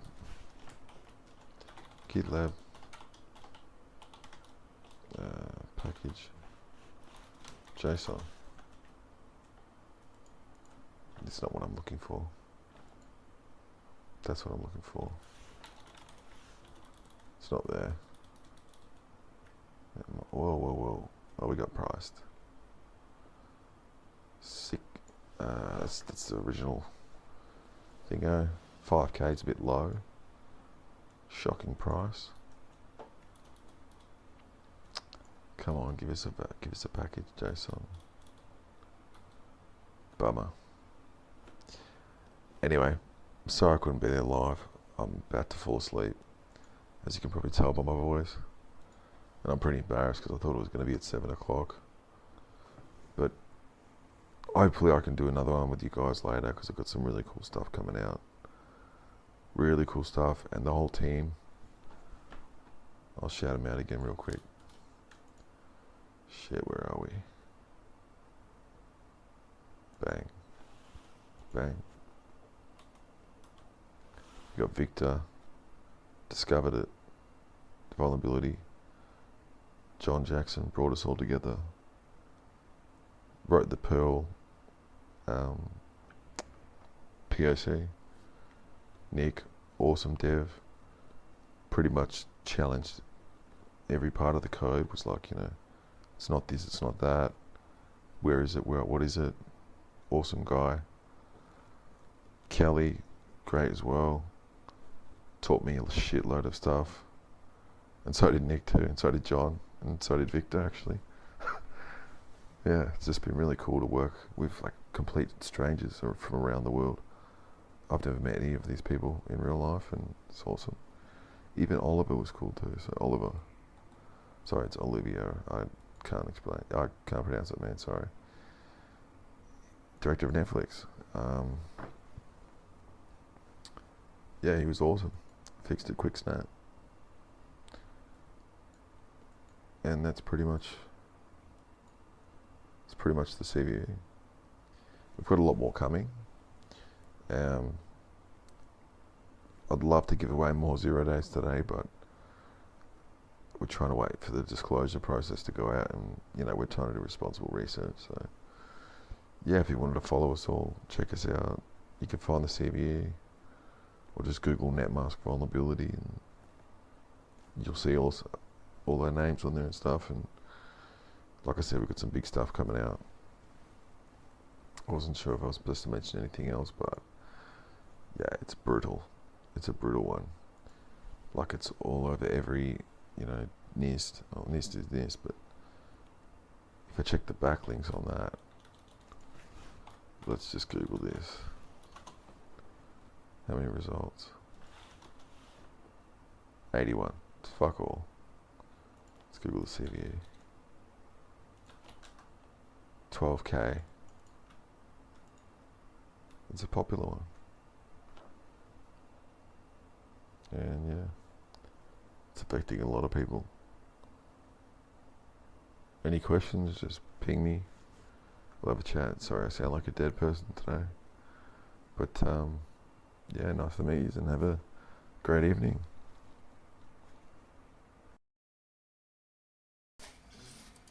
So that was Sick Codes living up to the first part of his name, by the way, the sounds of it. Talking about the CVE exploit that he and the awesome team has found here. Oh boy, what's this article? 184 years in AG giant John Deere waits its first vulnerability. Great! God, I can't wait to read that later. I'm going to copy pasta all of that. Right here. Vulnerability in John Deere. I just bring it up. Ooh. I'm not putting it up on the screen yet. It's just from Forbes. The Forbes. And apparently my bypass filter actually didn't work on this one. That's fascinating. What the? Okay. Article content is missing. Yep. It's not a Zoom issue. Literally. Okay. We'll have to check the link out properly later because it's not properly loading in the browser. So, oh, I guess it's being processed or whatever. Anyhow, that was Sick Codes speaking on behalf of his team, covering because I can't remember anything for shit, the CVE-2021-28918. Thanks to him and his lovely team again. They were supposed to do this live. There was a bunch of issues, particularly at the last moment, but they completely came through like the awesome people that they were and were able to give us a pre-recording despite Sick Codes sounding like the very popular Uwu singer Corpse on the stream. So, it's pre-article, okay? Is that like beta article or what? Anyhow, so yeah, that is basically our stream. Normally we would do a hangout period, but one, I think we got through a lot of content today, and two, we have a lot of stuff going on this weekend. So again, let's see, it's the calm before the storm. We know how that feels. Trust me, there's things we're not talking about that we know exactly how that feels.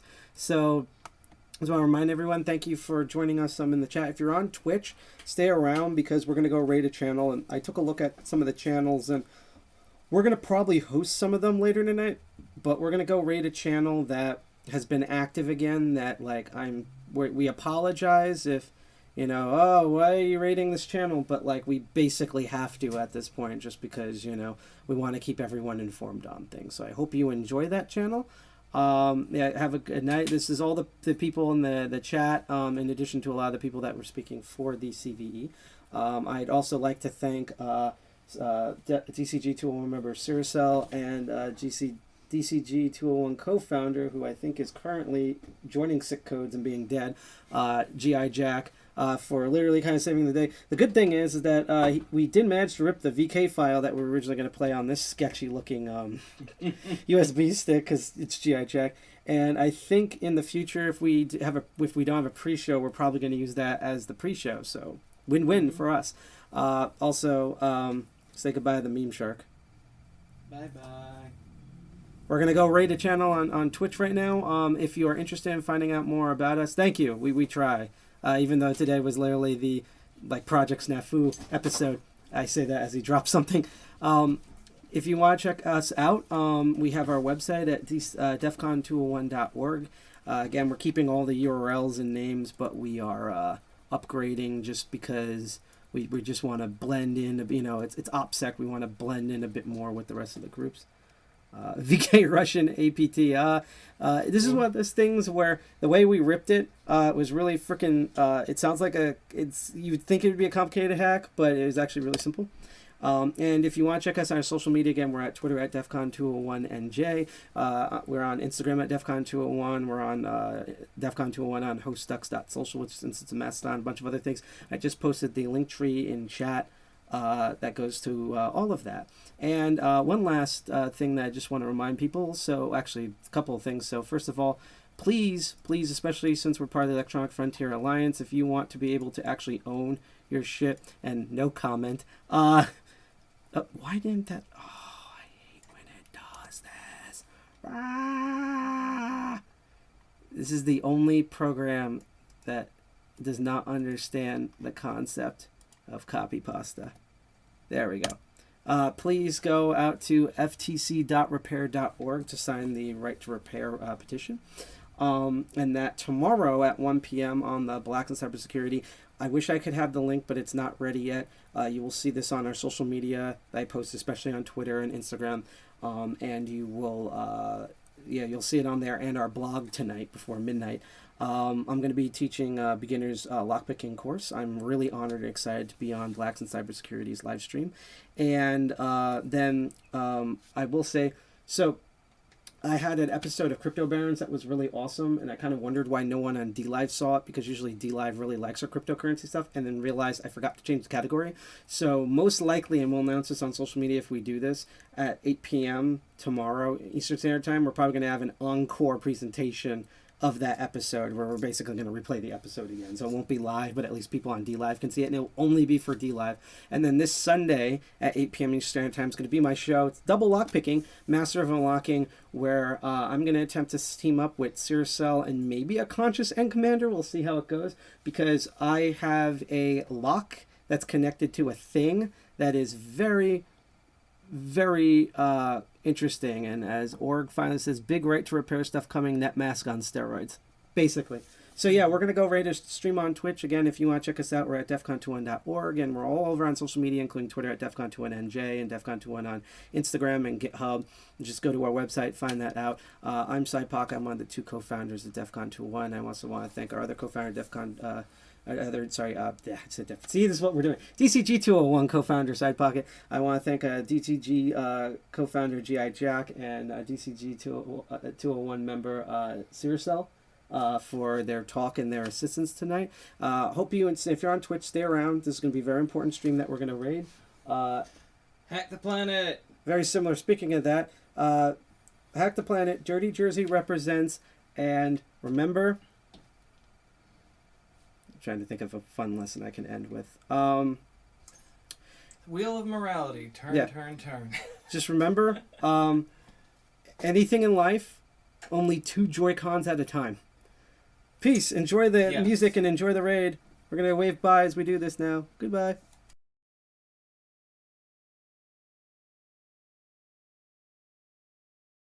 Let's try that one again.